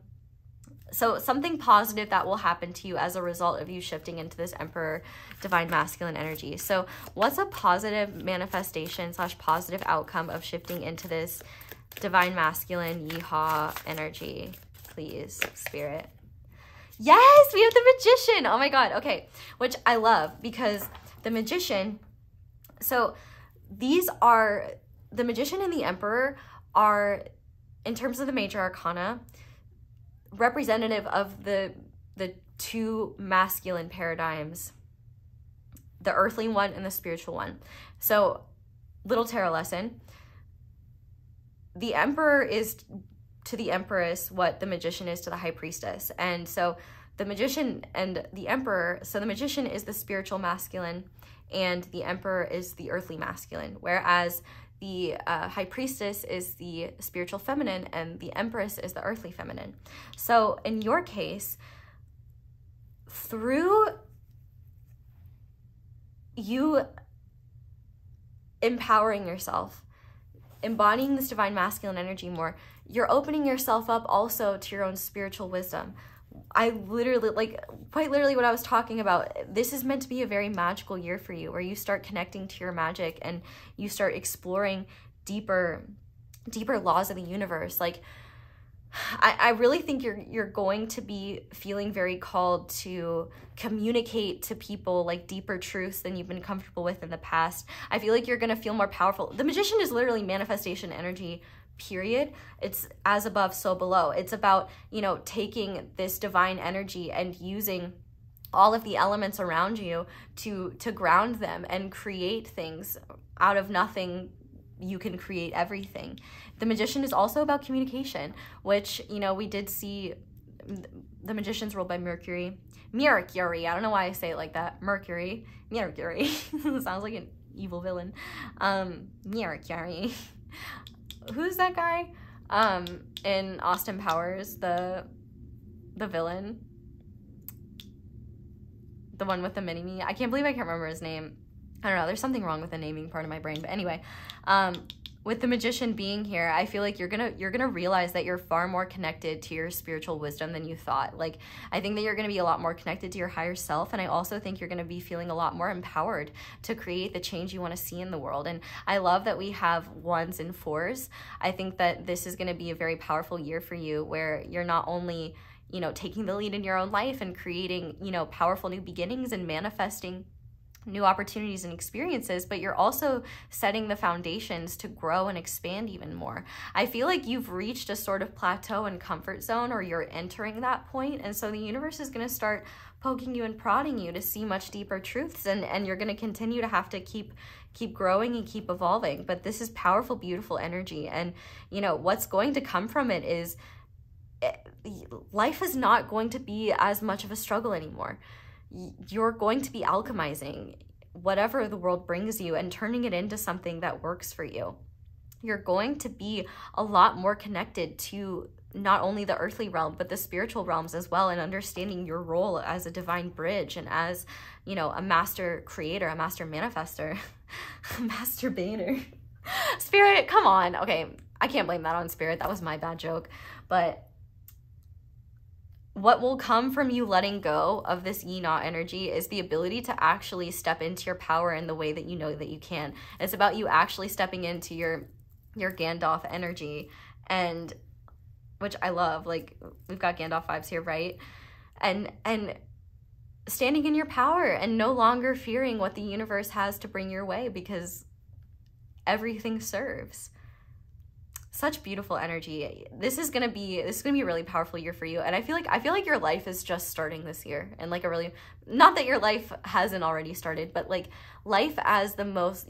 This is the year where if you shift into this energy that we're talking about, you will feel more like yourself than you ever have, and it will feel so awesome and so effortless to be that way. Because one thing I will add is, do you feel exhausted trying to maintain the version of yourself that you are now? That is a sign that you've outgrown that, and that, in fact, when life feels slow and difficult and challenging and hard, it's life usually slows down and feels that way when we're out of alignment with what's meant for us. And the more that we shift into alignment, which for you is balancing and healing your divine masculine energy, you're gonna be feeling so much better. Life is gonna flow a lot more quickly, a lot more easily, and yeah, I feel really wonderful things in my heart space. I definitely think pay attention to your words. Your speech is going to be very powerful, and you're also actually going to, for the first time, be able to use your mind in empowering ways where it doesn't get in your way anymore, but rather serves you and serves your greater mission and serves the greater unfoldment of your life and your life journey. Whatever you are truly desiring in your heart to manifest, by shifting into this divine masculine energy, you are telling the energy, you're telling the universe, and by embodying that energy, that the universe can start setting the events in motion that need to happen in order to bring what you're manifesting to you, which is a slay. Anyway, okay, so now I want to look at guidance for dealing with this energy. So Spirit, when pile 3 falls back into their yin-na energy, what guidance do you have for them in terms of shifting out of that and dealing with this challenging energy? We have the 7 of Cups. Okay. Can you clarify the 7 of Cups?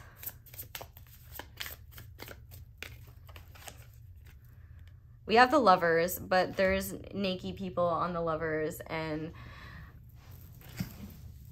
so I gotta censor. Let me just, shit. Okay, I'm knocking things over. All right, well, I gotta block the people on it because they're naked. I don't have a problem with that. YouTube does. If it were up to me, the titty would be free.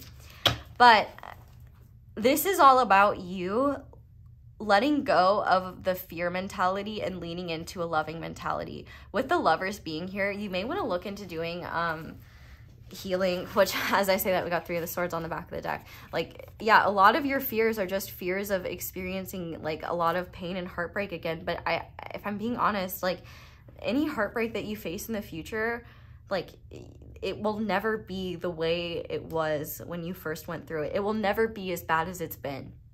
Like, even if you have, like, because inevitably, like, life does have hardships. Life can be sad, but you will have the tools and the foundations within and externally necessary to navigate that and have support. This is also about you realizing that there's a lot of love and support that wants to come into your life that you've been refusing out of fear that you'll lose it, or that, you know, the people trying to give it to you will realize that you're not good enough for it.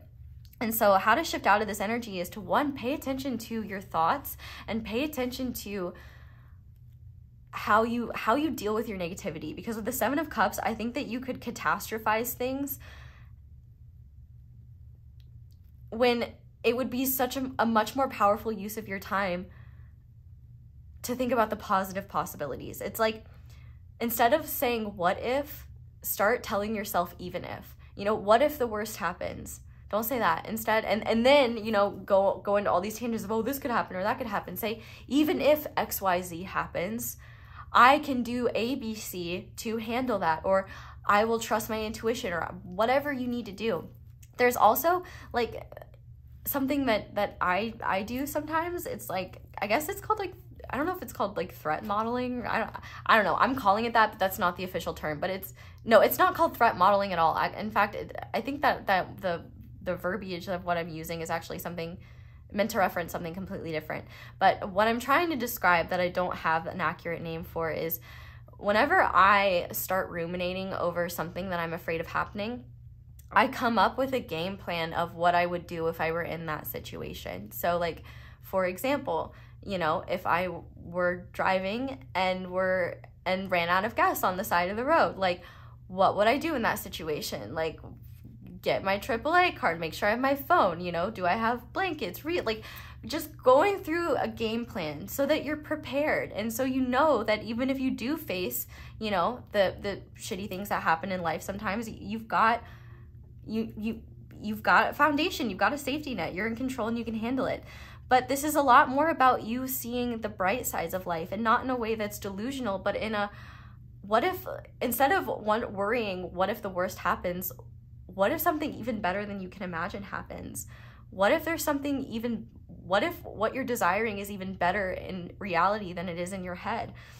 And if you are the type of person to shy away from going after what you desire because you fear the reality will never be as good as the fantasy, you need to be willing to sacrifice the fantasy in order to embrace the reality of what that actually looks like, because it may not look like how you envision it in your head, but I promise it'll be much better than what you could ever imagine. With this Lovers card, you know, this is Gemini energy. This is all about you choosing to look at things through the lens of love, choosing to look at things through a lens of unity consciousness, and through a lens of, you know, what is the love in this situation trying to show me? Like, what would love say? You know, WWJD, what would Jesus do? You know, like, instead of looking at things through this fearful human lens, start looking at them through a expansive, empowered, magical lens of who knows what can happen, but I trust in whatever is going to unfold. So let's go ahead and get into your charms now. Wow. Definitely widely varying. The lengths of each of these videos are going to be widely varying, but for reference, I'm closing my eyes, but now I just want to know, Spirit, what signs, symbols, and charms are significant for pile 3 in 2023, please? Okay, whew, we got a lot. So, let's start with love. Yes, okay. So, definitely your understanding of love is expanding. I feel like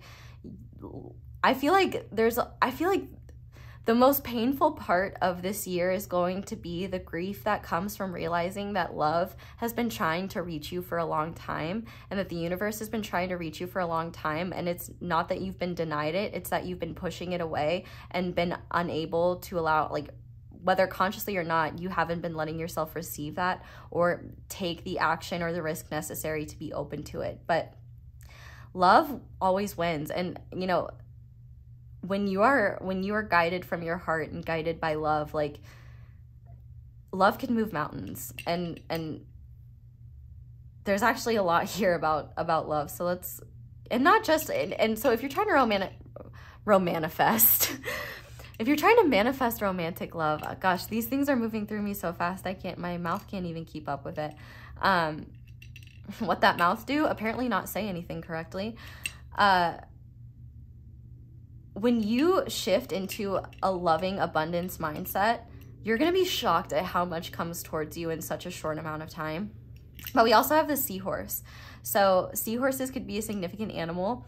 I also think about the fact that seahorses mate for life, and seahorses also make me think of the Lovers. So you could have the opportunity, you could meet someone this year that is a counterpart, or if you're manifesting like a true love relationship, you should definitely watch my union reading that I just posted like 9 days ago, because that goes into all that. If you haven't checked that out, that will definitely be useful. But seahorses in general could be significant, but I also think that a divine counterpart or like a true love relationship could be something that you're either gearing up for this year, or if it's something that you're trying to manifest. The universe, like everything that the universe is doing right now, is getting you into the position to be able to receive that, so that when it comes to you, you don't push it away or you don't miss it, you know. But also it's important to remember that the idea that you can miss what's meant for you is an illusion. What's meant for you will never miss you.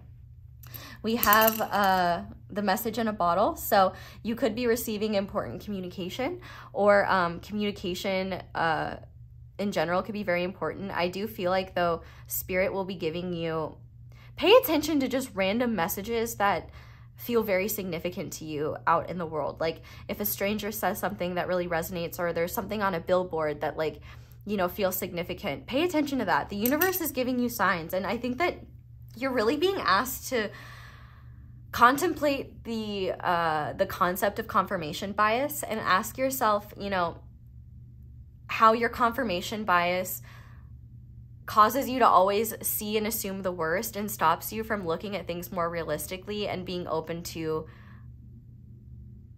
interpretations that are more loving, more positive, or that are empowering for you. So like, for example, if you're the type of person to write off synchronicities as just confirmation bias just explains how you are able to pick up on the fact that you're seeing synchronicities. It doesn't negate the synchronicities.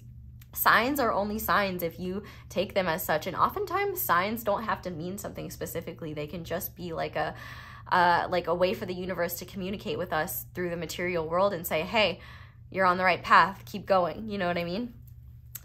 Let's see what, ooh, we have the Page of Wands. So I feel like you're really being encouraged to get excited and have more fun. You know, when I think of Page of Wands, like the Page of Wands, energies that I think of or characters I think of would be like Bart Simpson or Annie, Little Orphan Annie from the musical. You know, and look what the Page of Wands has, this giant staff.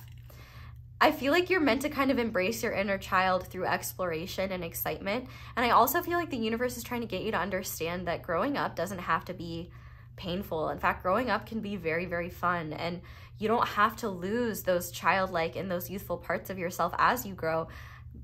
As you grow, you can, like, by keeping them, you stay young forever, in the sense that, you know, you're always connected to that joy of life, you know? Your inner child never leaves you just because you grow up. And I think in your case, exploration, excitement, passion, creativity, curiosity, these are all, freedom, adventure, these are all very important, very important things that you need in order to enjoy life more and feel good in the world and explore your life more. So I really feel like you're being encouraged to give in to those impulses to explore and have fun and tap into your inner child. And even if you've got the weight of the world on your shoulders, to at the very least put it aside for an hour and do something that you enjoy, or, you know, prioritize your joy, because that's still important. But with that being said, we have salty here.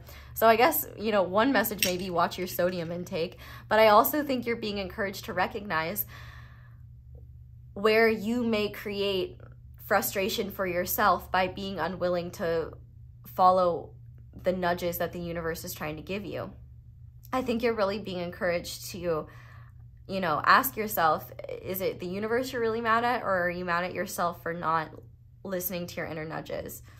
I also think, though, you may want to pay attention to people that are upset when you start choosing yourself first and start making the changes necessary to put you first. The people that are meant to be aligned with your path, they will be caring and understanding towards what you need to make that happen. I'm also thinking, for some reason, of, like, you know how sometimes people will dump like salt on snails or slugs?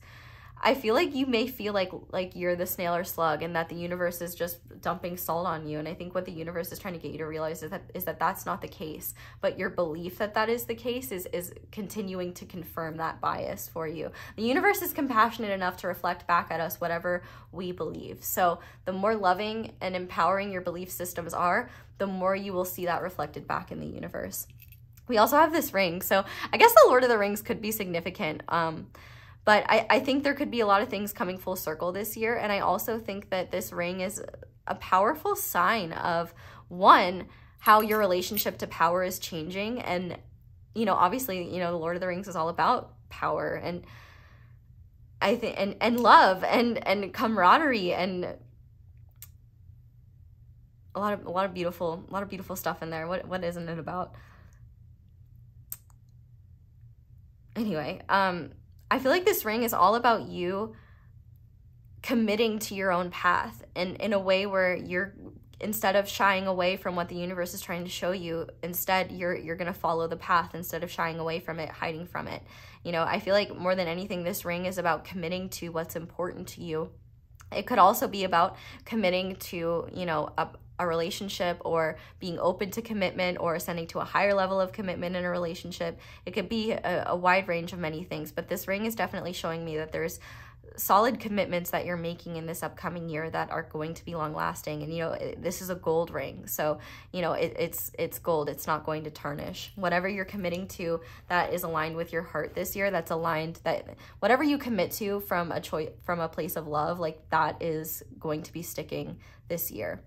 And it's only by shifting into this divine masculine energy and shifting into, you know, shifting into your yeehaw energy and letting go of, you know, isolating and shutting down and shutting yourself away from the world and keeping your walls up, that this is going to happen.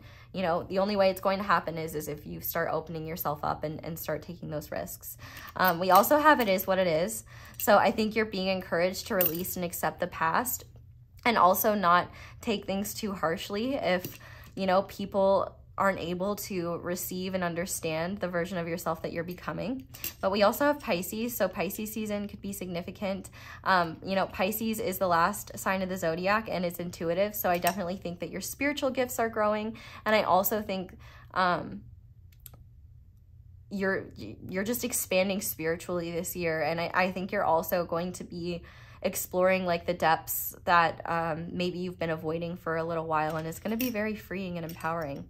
But we also have this little angel, so I'm hearing, and it's holding a bunch of hearts, so I'm hearing that you're not only protected by angels, but I got like a jump in my heart, like as I felt that. So if there's anyone in your life that you see like as an angel, that could be a sign that like an angel sent from heaven or something like that. That could be a sign that they're a very significant part of your journey moving forward, or that there are earth angels watching over you. In general, there are angels watching over you and you are divinely guided. Archangel Raphael specifically was one that came through.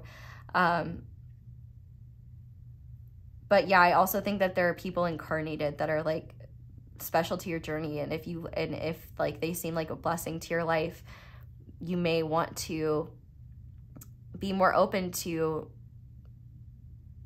sharing, like spending time with them this year if you feel called to, or, you know, being more open and honest with them about what you're dealing with if you want to, because you may find that they have like a lot of wise words for you, or a lot of answers that you've been seeking. But no matter what, divine guidance is around you this year, and the universe is there are no limits in terms of what the universe is going to do in order to help you on your path and show you that you're supported, safe, protected, and loved so very much. We also have this elephant. So elephants could be a significant animal. You know, elephants often represent things like wisdom, removing blockages. The Hindu god, Lord Ganesha. That could be confirmation for certain people. I also know that this elephant specifically is a children's book character. I do not know what the book is or who the character is, so if you know that, you can comment that down below, but that might be significant. And there may also be, like, if there's any, like, books that you were obsessed with as a kid, there may be, like, messages in there for you, like, powerful messages that maybe rereading that could be useful for you. I often find that, like, you know, a lot of childlike source, a lot of media meant for children is very empowering and has a lot of important lessons that, you know, don't necessarily get talked about in adult media. So, you know, you can always benefit from going back and reflecting on, and nostalgia content I find can be very healing and nourishing. But we also have this shooting star. So I definitely feel like this is an encouragement to shoot for the stars. And it's also a sign of a brighter future, and to continue, like, keep having hope, keep continuing to have faith in yourself and in your journey and in the compassionate universe, because I think that there's a lot of beautiful things coming your way, wishes coming true. We also have the Always Sleepy Club members, so I feel like you're also being encouraged to sleep more this year and spend time, you know, giving yourself adequate rest. And, you know, when you do feel blocked or frustrated or shut down or vulnerable or frustrated, I feel like that's definitely a sign to go within and get some good sleep and rest until you feel ready to face life again. But yeah, we also have Choose Optimism. So I definitely think that Spirit is really asking you to look on the brighter side of life and stop looking at the glass half empty, because I think there's a lot of light that wants to come into your life that you're denying. And I also feel like the universe is trying to push you in these directions and you're ignoring it because you're afraid it's a trap. And it's like, but what if it's not? What if the universe is leading you? Yeah, it's a trap. It's trapping you into realizing that your life's meant to be a lot more enjoyable and, you know, beautiful and expansive than you thought it was. So start looking at things more optimistically, and instead of asking what if everything fails, ask what if things turn out to be better than I could even imagine. And we also have the letter A, and for some reason it was making me think of A-Team. Maybe the A-Team, the movie, is like, I'm pretty sure it was like I've never seen it, but like that was the thing that was coming to mind. So the letter A could be significant. But those are your charms. Oh my goodness, you guys are definitely going to be the longest reading out of all of them, I think. Well, I guess we still have pile 4 to film, so knock on wood, who knows. Who cares if it's long? Like, that's what I'm here for. But we're gonna go ahead now and finish off with guidance for you moving forward for this year. So to start, we have beneath the surface. What's really driving you? True motives, breaking free. Yeah, this is all about, like, this year is all about you seeing what's underneath your fears, what's underneath, you know, those beliefs that you've cultivated that keep you trapped in fear and trapped in illusions, and also realizing all this powerful energy that wants to be expressed through you that hasn't had the opportunity yet because you've been blocking yourself off from it. You know, walls, while they protect the outside world and keep the outside world out, you know, they also keep anything from coming in. So really start paying attention to where your walls are, and, you know, are they justified? Are you protecting yourself, or are you just keeping life out? And is keeping life out really protecting you? We also have transformation. Things are changing at a cellular level, deep healing. And this is so powerful. And look, there's another staff. Like, I definitely think that this is going to be a powerful year for you. I'm very excited for you. I hope you're excited too. But this is not saying, this isn't even guidance. This is literally saying, you are already transforming, and you are going to transform this year at a very deep level. You're going to be healing at a deep level. And one thing that I really love is that, you know, this moon here with thorn, it almost looks like it turns into a sun behind this woman's head. And she's holding her staff, and she's also holding this like magical energy in the other hand. And it's like the truths that are coming to you right now are not to criticize you or tell you that you're wrong or that you should be embarrassed for how you've lived your life thus far, but rather are getting you to see where you don't have to live your life from a place of authenticity or live your life from a place of illusion anymore. This is all about you, you know, dealing with the pain and grief that may come from shedding illusions and lifestyles and energies and people and belief systems that no longer serve you, so that you can be open to what's more expansive and beautiful and nourishes the person that you're becoming. But this year's going to be full of a lot of growth, and I'm very excited for you. We also have Be Humble. Kendrick Lamar coming through here.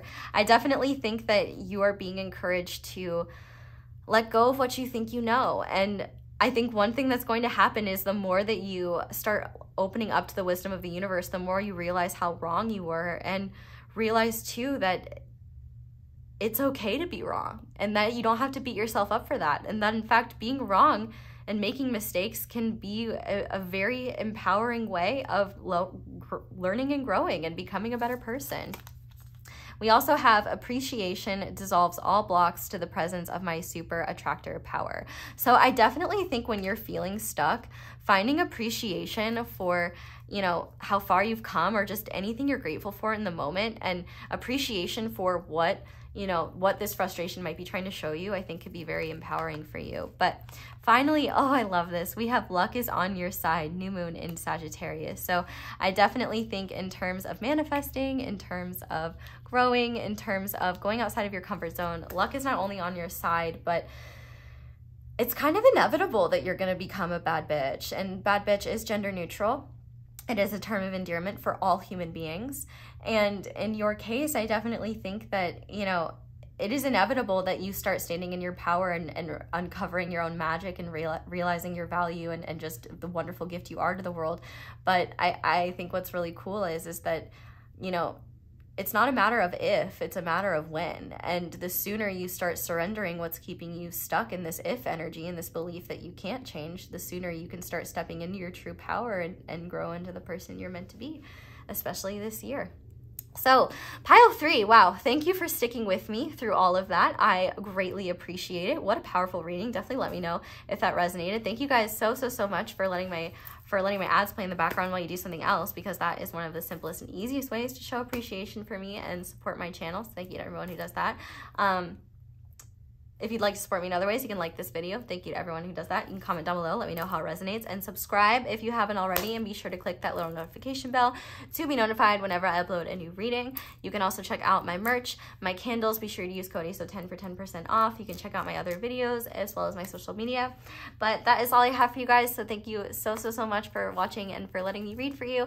I hope that you have a wonderful new year and a wonderful 2024. I hope you all have a wonderful day or night whenever it is that you're watching this video, and I hope you'll come back and see me again soon.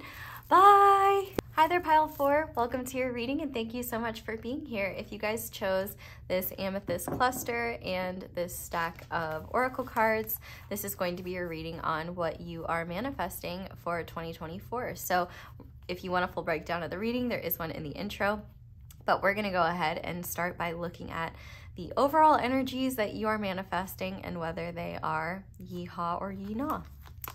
So to start, we have Yera.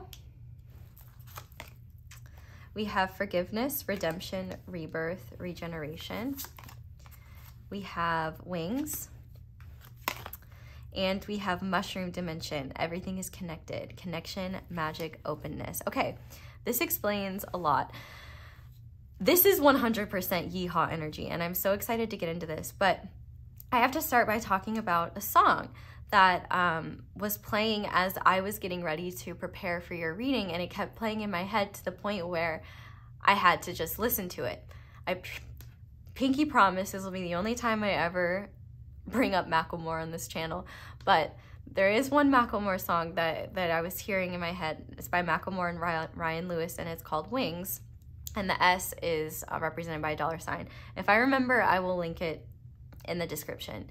This song, like, I don't listen to it very often because when I do, it makes me cry. Like, it's a very powerful song, and it's about consumerism, and it's a very powerful song.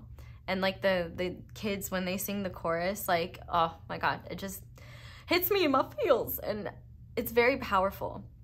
And so, yeah, the fact that we have all this winged imagery, we've got butterflies, we have wings that look like almost angel wings, we have a crane, it definitely seems like birds. You're taking flight this year. At least that's what you're manifesting. This is so fucking beautiful. Like, oh, your soul is so beautiful, Pile 4. I can't wait for you to fly more this year. Point being of that song seems very significant to this pile. So if you've never heard that song, or even if you have, I would recommend like listening to it, because it's really powerful, and you know, it's a really powerful thing about what's important. And I like love the choice that they had to, you know, have this chorus of kids like sing. I guess, is it I don't know what the structures of a song are called. I don't know if it's like the hook or something like that, but it's probably not. I don't know music verbiage, so forgive me. Someone with more musical knowledge, I'm sure, will correct me. Thank you. But, you know, just because we grow up, it doesn't mean that we lose that. We all know what it's like to be a kid and feel powerless and feel like the world doesn't understand you, and to be connected to that magic and have no way to express it or understand it, and just feel like, you know, that suppressing frustration of how the world actually is versus how we feel it could be, how we want it to be. And also, you know, I think one of the things about children that's very powerful, and I think that, you know, one of the things you're manifesting is a lot of inner child healing. But one of the powerful aspects of childhood is, you know, the belief in the idea that anything is possible, the belief in something greater, you know, the willingness to trust in what we don't know, and the willingness to explore and be curious and have faith. This whole little ramble for me to say that what you're manifesting is a powerful leveling up, where things are really coming full circle for you, and you're integrating a lot of the lessons of the past and integrating a lot of the healing work that you've been doing in a way where you're taking things to the next level. And I think the reason why this Wings song is so significant is because I feel like you are healing a lot of wounds that you have around, well, they could quite literally be consumerism, you know, consumption wounds. Like, you know, the way that we consume is not healthy. And, you know, consumption has really replaced creation, and creation has become a commodity for consumption. And I think in your case, you are leveling up in your wisdom and awareness in the way that you can serve humanity more deeply. And let me be clear, you don't have to serve in an overt way. You serve by being you. You can serve in so many ways without even realizing it, you know? Just you being a listening ear to someone who's having a bad day, or just you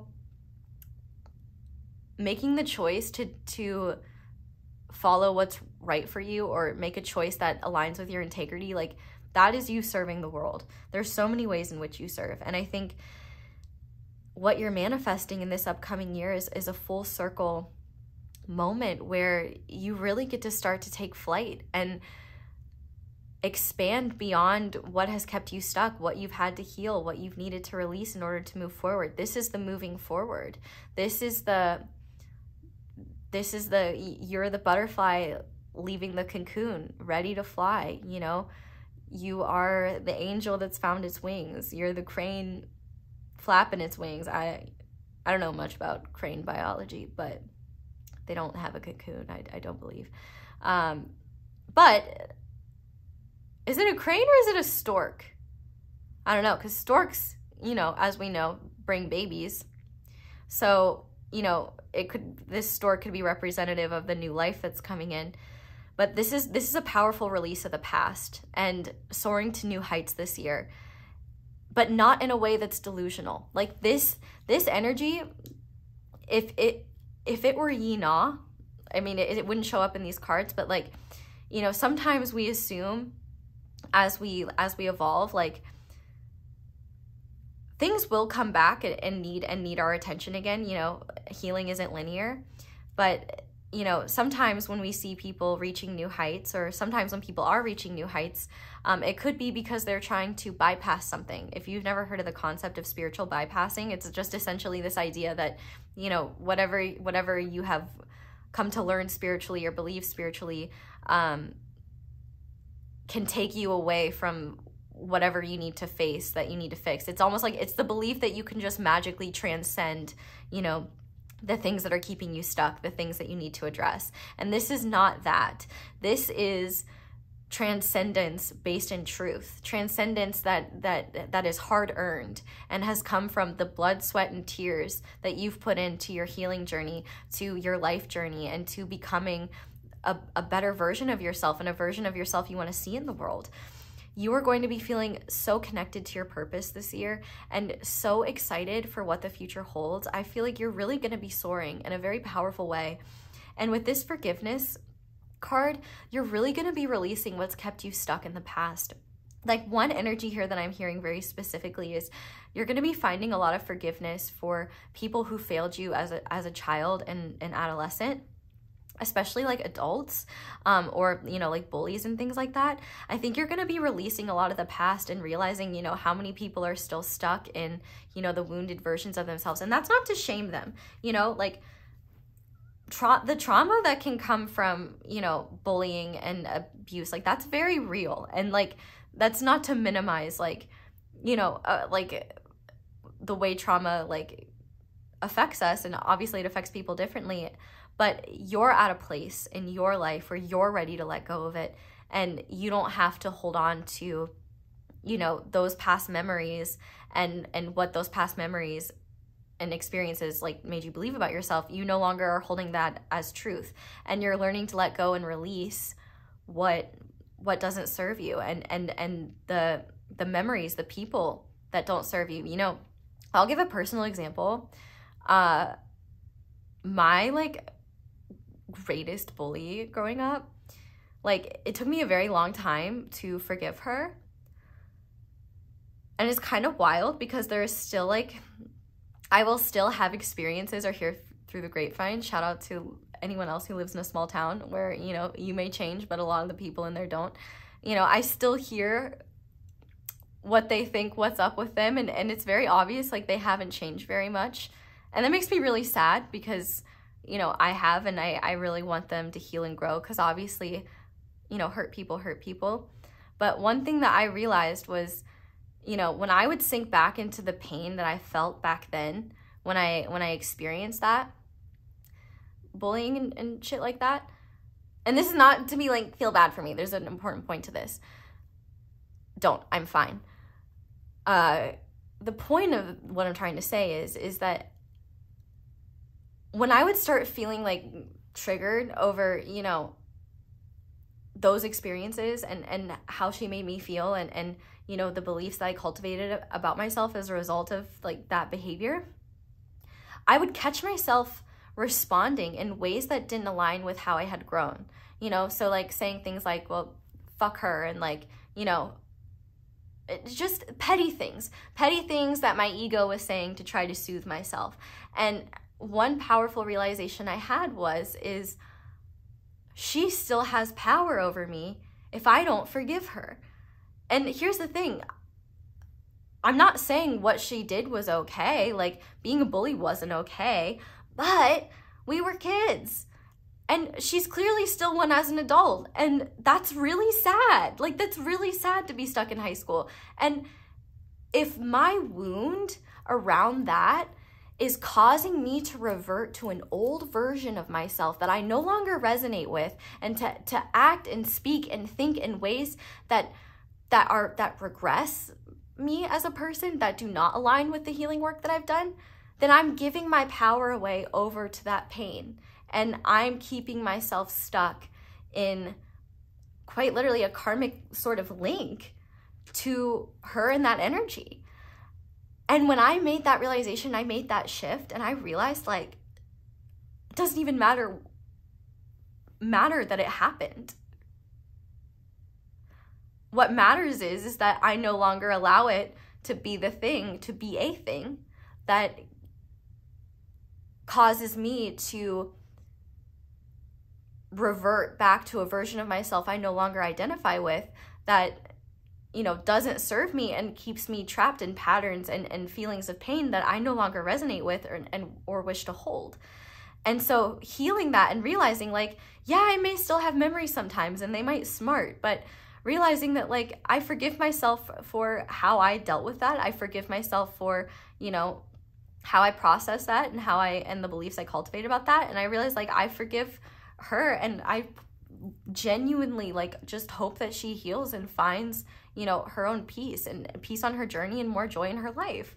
And having that just made me realize, like, it doesn't matter if she ever sends ill will to me. It doesn't matter what's going on. Like, it's sad if I'm focused on that, on that past version of myself when I'm a very, very different person. And so the reason why I'm going so deeply into this is to hopefully give you insight on where maybe forgiveness work needs to be done in order to more powerfully release what's holding you back. Because the thing is that even though I may not ever really interact with her anymore, you know, the beliefs that I cultivated about myself as a result of her behavior, you know, they still impacted me to this day. And the feelings of disempowerment, of anger, of hurt that I would remember when I would, like, reflect, that would cause me to feel even more disempowered when I started reacting from an egoic place or a place that doesn't align with the person I've grown into.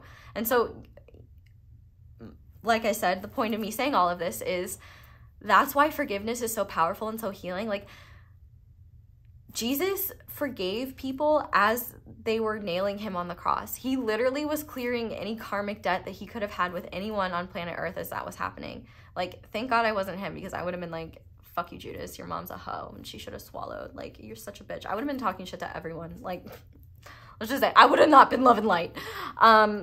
But that's why I'm not Jesus. And that's why, you know, it's okay to be human. We're still learning and we're still growing. And I hope me saying all that, I wasn't trying to, like, air out grievances. Like, I'm fine. It's a very normal thing to experience that, right? But one thing that I did not realize was I was giving my power away every time that bullying wound would come up, and I would care about it, or care about, like, you know, what she thought of me now, or things like that. It's like, who cares? Like, it's fucking elementary school. It's middle school. It's high school. All y'all know, small towns, you can't escape the people. You're stuck with them for 12 years. But point being is, a lot of those people are still in high school, and a lot of people that stay in high school. And you may still, in certain ways, be in high school or middle school still. Well, you shouldn't literally be. If so, you shouldn't be watching this. But it's crazy how we can grow and evolve so much, but those wounds can cause us to regress back to a version of ourselves that we no longer identify with. And when we do revert to it, it's very easy to shame ourselves. So the point of me saying all that is that this forgiveness work is a powerful way for you to be reborn and affirm the version of yourself that you've become and fly above what would have dragged you down before. This is literally about, like, in the words of Michelle Obama, when they go low, we go high. You are going high, and everything is coming full circle, where you're also realizing that time is a gift and an unrelenting bitch, because I feel like a lot of truths come out over time, and a lot of things come full circle. And speaking of karma, you know, I'm hearing Taylor Swift in my head, you know, karma is my boyfriend. Karma is, what did she say? The guy in the Chiefs coming straight home to me, which, like, not trying to get all Swifty here, but I'm not a Swiftie, but shout out to the Swifties. You guys seem like really to have a lot of fun. I really love that. And I respect Taylor Swift. I think, you know, she's a very powerful lady. But point of me saying that is, you know, I was watching something earlier actually about, if you guys remember her Reputation era, when Kim and Kanye released that edited video to try to make her look like she lied. And then, you know, during COVID, someone released the unedited phone call between Taylor and Kanye, and it showed that she didn't lie, and that they had set her up to look like that she had lied, and that, you know, Taylor Swift got a lot of hate at that time, like, for that reason. And I'm not here to comment on whether that was justified or not, but obviously she's having her time in the spotlight right now, which, like, good for her. And also she's 33, which, like, same age as Jesus. I think that's an interesting parallel of just, like, ages. Like, I don't know, 33 is a master number. I think that's really interesting. And, you know, I think in your case, the reason why I'm talking about, you know, all these situations is because you may find a lot of solace in people's stories of redemption and people's stories of healing and release, because I think that this is a year of redemption for you. Like, and in like the song Karma, like, I feel like you're going to be experiencing a lot of the blessings of life this year, and you're going to be flying above a lot of the nonsense and a lot of the drama and a lot of the things that would have dragged you down in the past. And not only that, but you're going to be seeing people that tried to drag you down get their karma. And I don't really like to say that term, because I don't know, my beliefs about karma are, like, I don't know, they're shifting. But whatever your beliefs about karma are, if you do believe in karma, I definitely think that you will be seeing the good karma that comes from healing and growing. And I think you're also going to be seeing the truth come out about, you know, people that maybe lied about you, people that made you feel bad about yourself, people that, you know, disrespected you, bullied you. I think that you're going to be seeing karma in more ways than one. And I also think that what you're going to realize too is that, you know, sometimes, especially after you've healed, that idea of revenge isn't really sweet. Like, I don't wish any ill will on anyone that has been mean to me or I've had hardship with, because I know, like, maybe my ego might, especially if it's feeling wounded, but that's not the truth, you know? That's not the truth of my heart. My heart doesn't want people to suffer. My heart doesn't want anyone to have to, my heart wants everyone to thrive and feel joy in this life. But unfortunately, not everybody is at that place. And so I can accept that. But I feel like one thing you'll realize is that you may have been attached to this idea of, you know, when, like, it's going to feel so good to see other people get their karma. And if it does feel good for you, good for you. I love that for you. But you may even kind of realize, like, wow, I thought this would be sweeter, but it's not. I actually just feel bad and, like, kind of pity whoever's dealing with that. So I feel like there's going to be a lot of, like, powerful realizations and wisdom. 2024 for you is the year of realizing things. Who said that? I don't know who said that, but I feel like I've already said that in another group. But in your case, I feel like your consciousness is expanding greatly, and it's expanding in ways that allow you to be more wise, more loving, allow you to make more space for divine wisdom, allow you to use spiritual laws to manifest what you want, to feel connected to everything and just enjoy your life more. I feel like this is, even if nothing in your life is changing externally, the internal shifts that are happening allow you to expand and grow beyond what you thought was possible. And also, it's like things that you have been trying to integrate for a while are finally clicking into place, and you're taking flight. It's like things are finally starting to make sense, things are starting to flow correctly, and you're just glowing and growing. This is a year of glowing and growing for you. This is also a year of being connected to your magic, being connected to the greater world at large, and realizing like the truth always comes out and the universe does not make mistakes, and that, you know, you're entitled to be petty if you want to choose violence, you can choose whatever you want. But I think what you're going to be learning is it feels so good to choose what is rooted in love, what is rooted in truth for you, and what is positive, what is uplifting, and what makes you feel good. And what you're also going to realize is that you don't have to carry the pain of other people's suffering or the questions of wondering why people are like this any longer, because you'll realize it's not even your job to understand it. You know, everyone has their path and everyone has their time, and you know, forgiveness is a powerful way of growing. And I know I said redemption, but I didn't even see redemption on that card. Even if I read it, like redemption is a huge theme for you this year. And I think this redemption is less about proving to other people. It could be about proving to other people like that you were right, or showing the world. Like, I feel like this is less about proving someone wrong and more just about proving yourself right, and proving to yourself that you're not what other people tried to shame you into being, that you're not, you know, you're not a wounded bird. You're not a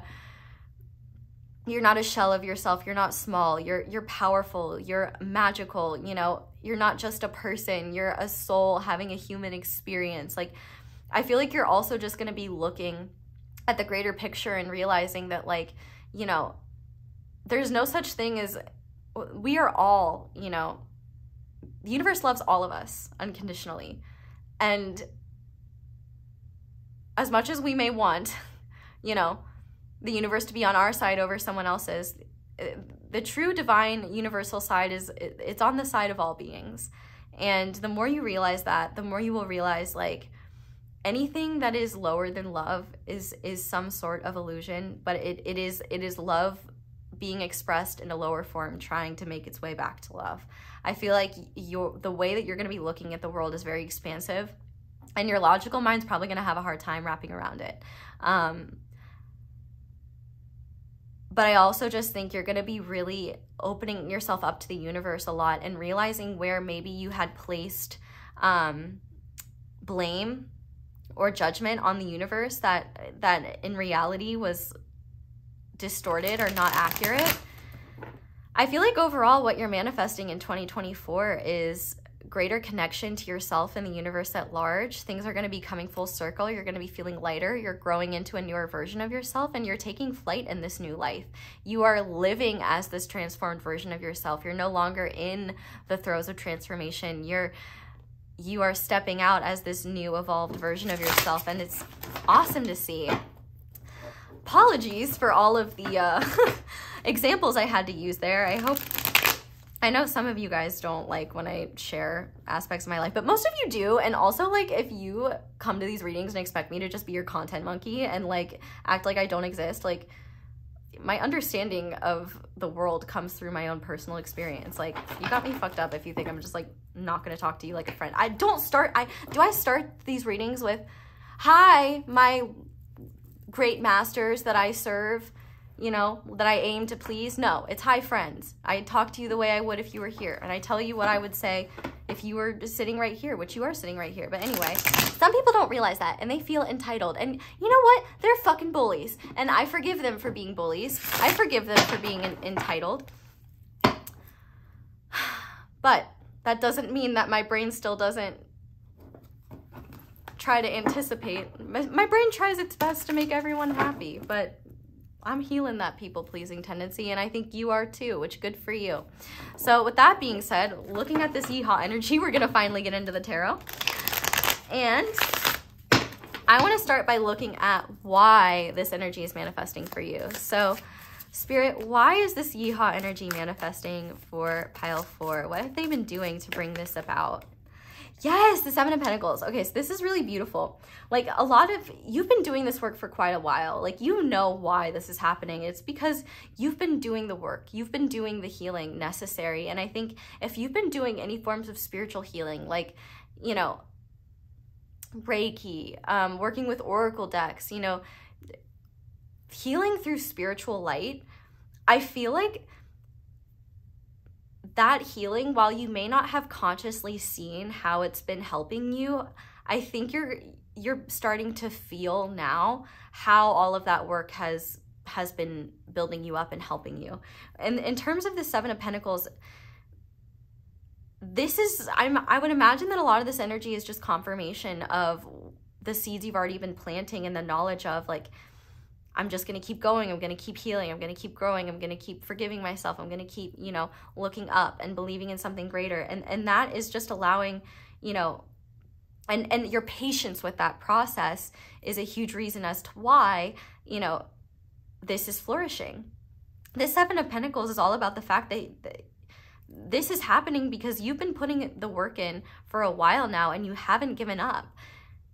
Maybe for a time, and sure, you've had to be patient, but the fruits of your labor are starting to bloom. And more than anything, like, why is this happening? Because you put the work in, babe. You did the healing.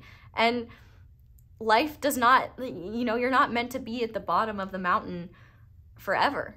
You know, you're not meant to be stuck at the bottom of the well, or the bottom of a hole forever. You know, the climb, in the words of our, you know, I'm hearing The Climb right now by Miley Cyrus, but like, that climb does not have to be arduous all the time. You know, sometimes, a lot of times, the lessons that life has to offer us can be very joyful and fun and freeing. And I think you've done a lot of you've been working through a lot of the painful stuff, a lot of the important foundational stuff. And so now it's like, now that you've been learning the important basics and a lot of the foundational things, you can start to have more fun and really start to expand and grow. It's like, you know, getting through all the introductory stuff that you needed in order to have a solid base. And now you can start flying and growing. And I'm so excited for you. So I want to see one example of how this energy is going to manifest itself this year. Wow, we have the Six of Pentacles. So this is beautiful. First of all, this is abundance in all its forms. If you've been trying to manifest more money, or manifest like just more opportunities, more resources, that's happening. You're not only going to be receiving more, but you're going to have the capacity to give more. If one of your goals this year has been, you know, to give more, to be more generous, but you know, I think it's interesting because that song about consumption is here, right? I feel like you are going to be healing your relationship with resources and your understanding of them. Like, I'm gonna say a hot take, you don't have to agree with me, but like, economics is fundamentally like bullshit.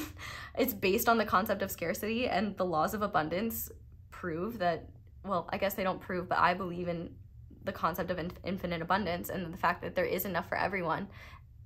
And if you take a look at the people who are hoarding it, it becomes pretty obvious that there is more than enough for everyone. And it's not that we can't feed the poor, it's that, you know, the people at the top are never full. And I think in your case, you're going to be really looking at the world and its systems. And I've really been critical of the 1% in this video, but it's like, souls babes, like, you got a lot and you never, when are you going to be satisfied? Like, seriously, I don't know why I'm talking like this. I'm so sorry. I'm a little bit all over the place in this video, but, you know, thank God it's on your pile, because I think you're already in yeehaw energy, so I suppose you're along for the ride, and you're not opposed to the chaos going on right now. It's pile 4. I'm doing my best. I'm hanging in there. But this to circle back and refocus, this energy will manifest in the form of you reaping more abundance, in terms of like, you might find that like you're getting more opportunities, you're being paid more, you might be getting a raise, you might be getting more opportunities, you might that and / or you're going to be able to give more than you had in the past, more energy, more resources, and you're going to have more coming to you.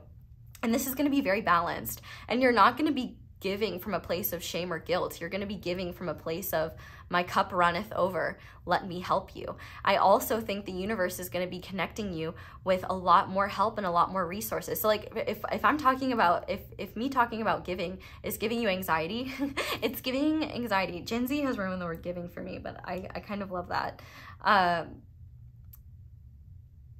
Then one thing that's going to be healing is your job right now is less about giving and more about receiving. And the universe is going to be helping you tremendously in terms of, well, and actually, you know what? It's not the universe. It's you helping yourself, because these opportunities have always existed on the universe's end, but you haven't either believed you're worthy enough to receive them or haven't been in the place to receive them because maybe you weren't open to seeing those possibilities. You didn't believe it could happen. But if you're manifesting like more opportunities, more resources, more help, more abundance in order to receive, give, or hopefully both, that's happening for sure. And I think that a lot of what's going to help you is the forgiveness work that you're doing, and what you're healing and releasing is going to help you be more unapologetic about what you want and what you need, and also what you're willing to give and what you're not willing to give. So you're not giving from a place of depletion or overexerting yourself, but rather giving giving from a place that's empowered and that doesn't do a disservice to you. Because if you're giving to your own detriment, that's not true giving, and that's not balanced. But now I want to see if there's anything that could take you out of this energy that you should be aware of. So is there anything that could sabotage this beautiful Yeehaw energy, Spirit? We have the Page of Cups. So this brings me back into like emotional immaturity. And I could very well be like what I was describing earlier, like with myself, where like, you know, my emotionally immature responses to past pain, you know, disempowered me and kept me stuck from, you know, embracing my present. I feel like you're really being called to look at how you reflect on your childhood and the stories you tell yourself about it. Because like, here's the thing. I think how we reflect on our experiences, like, says a lot about where we're at with them. And there's no saying like how you need to reflect on things, but I think if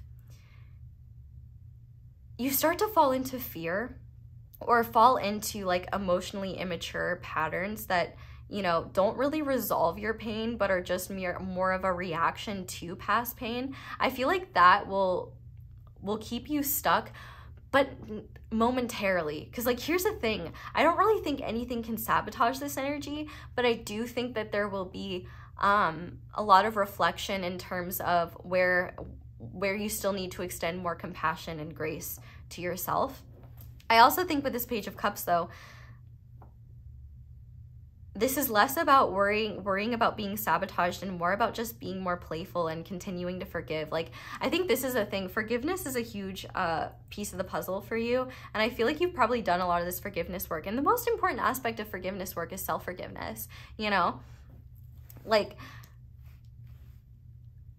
for example, me talking about bullying, like, I don't want to sit here and I don't want you to think like I was just like a victim. Like, I was an Aries. Like, I could dish it back. Like, and I also was an intuitive Aries. I think I psychologically, some people fucked around and they found out. That's all I'm saying. I never intentionally went after anyone, but if someone went for me, and they made me mad, I could say some devastating stuff for a child. And I didn't even realize it. I was just wounded and reacting from a place of pain, you know? But like, if you can even resonate with that, being able to forgive yourself for that and saying, you know, I forgive myself for being a child and, you know, not having the wisdom to navigate that with more kindness and grace. And so if there are things that you hold yourself to even, you know, that's important. You know, it would be distorted of me to sit here and be like, my childhood was so hard. I mean, everyone's childhood is hard in certain ways, right? Like it was hard, but it was also wonderful in many other ways. Like, yes, I dealt with bullying, but I also had really great friends. And it's also not like I sat and just took it. I dished it out too. But I think the important thing to mention here though is it wasn't ever like spontaneous. It wasn't ever intentionally going after anyone. It was just like, if you poke the bear, you poke that little Aries bear, she was gonna. And that's why those of you that come in and try to be bullies, you are so lucky that I have grown, because some of you may not recover if you found out from like, I find that the ones that dish it out are the ones that can't take it, and I just think that's very interesting. Anyway, you guys are getting real talk with Xoxo. Sorry. I don't know, I just like hanging out with you guys. Your energy's really good. I don't want to leave it. But this Page of Cups, I guess, is a lot about, you know, making sure you're not falling into emotionally immature patterns, like, you know, what I was just describing. Like, you know, the emotional immaturity of, well, you hurt me, so I'm going to hurt you. Like, you know, or allowing the emotions of your past to cloud your perception of it, you know? It would be like if you're leaning towards one thing or just one viewpoint of something, you may be stopping yourself from accessing more healing or more awareness or more wisdom that could come from that. And I don't know, hopefully me sharing my experiences is helpful.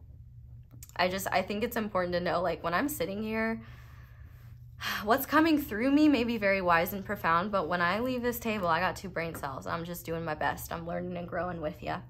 But really the only thing that could take you out of it is anything that keeps you stuck in emotionally immature patterns. And the thing is that if you do fall back into that, all you really need to do is forgive yourself and have compassion for, you know, your humanity and that human part of yourself, and ask yourself what that part of you needs. What can you learn from this experience, and grow and just choose to do better, you know? Words said in the heat of anger are often not from the heart. Believe it or not, that came from an American Girl doll movie. Felicity, if you were wondering. Anyway, now I want to see if there's any specific manifestation guidance from Spirit. So Spirit, do you have any specific manifestation guidance for pile 4, please? Ooh, you have the Queen of Wands. I love that. Okay, so you're definitely being guided to manifest through fire. But also to be confident in what you're going after. You know, the Queen of Wands is radiant, and the wand suit is connected to spirit. So one, in terms of manifesting, if you want to manifest with candles, I do have some candles that you may want to check out. You don't have to though. You can totally use your own. Or even just like visualizing, like feeling the thing you want to manifest is powerful for you. Manifestation through passion, I think, is a huge key here. Your most powerful manifestations are going to be ones that you feel confident in going after, and that allow you to be the most expansive and bright version of yourself. And see, like, I think even just me, like, blabbing so much in this reading, even though, like, you guys are always like, I love your rambles. I love you guys. I love everyone that takes the time to be kind to me and, like, give me grace for my silly little insecurities and, like, fears and worries. Cause it's so human, right?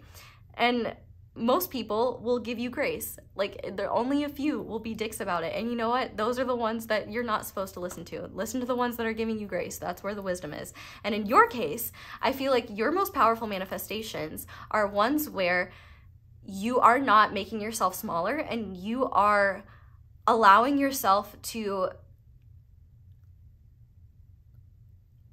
allow your vision and what you're feeling and your passion to unfold, and for you to take steps, take the steps that you need to confidently as you feel guided to. And if you feel guided to do nothing, then you do nothing. With this Queen of Wands, this is a lot about you just embracing more of your light and being confident in your path forward, and being confident that you don't need to know how everything is going to work out or what your role is in everything in order to know that everything is working out for the highest good of all, and that you are connected to a source much greater than just yourself, and that source and that passion that lies in your heart, like that co-creation will be the most powerful source of your manifestations. But fire energy, like candle magic, or manifesting like through fire of some kind, I think could be very powerful for you.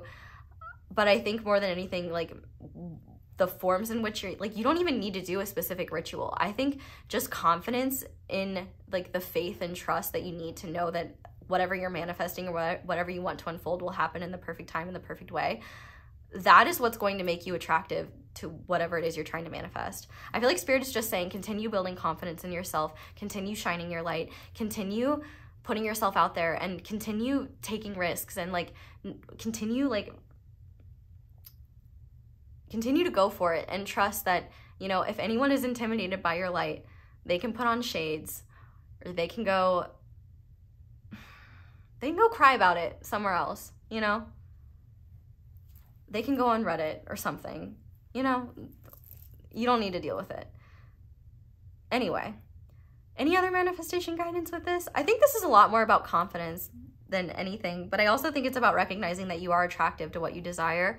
And the more you step in and embody this confidence, I think the more you're gonna see who is bothered by your confidence and who can't stand in your light. And the ones who can are the ones that are meant to stay. Anyone who withstands the divine, who is thrown into the divine fire and remains, like, you know that they are evidence of, that's like Spirit's stamp of approval. If people last through these transformations, if things last through the fires of transformation, then you'll know that they are meant to remain on your path. And if they don't, you're just making room for something new to grow. So with that being said, let's go ahead and get into your charms now. And we are just going to see what signs, symbols, synchronicities are going to be significant. For reference, my eyes are closed. Spirit, what signs and symbols are significant for pile 4 in 2024? What a lot. Okay. So where do we even start?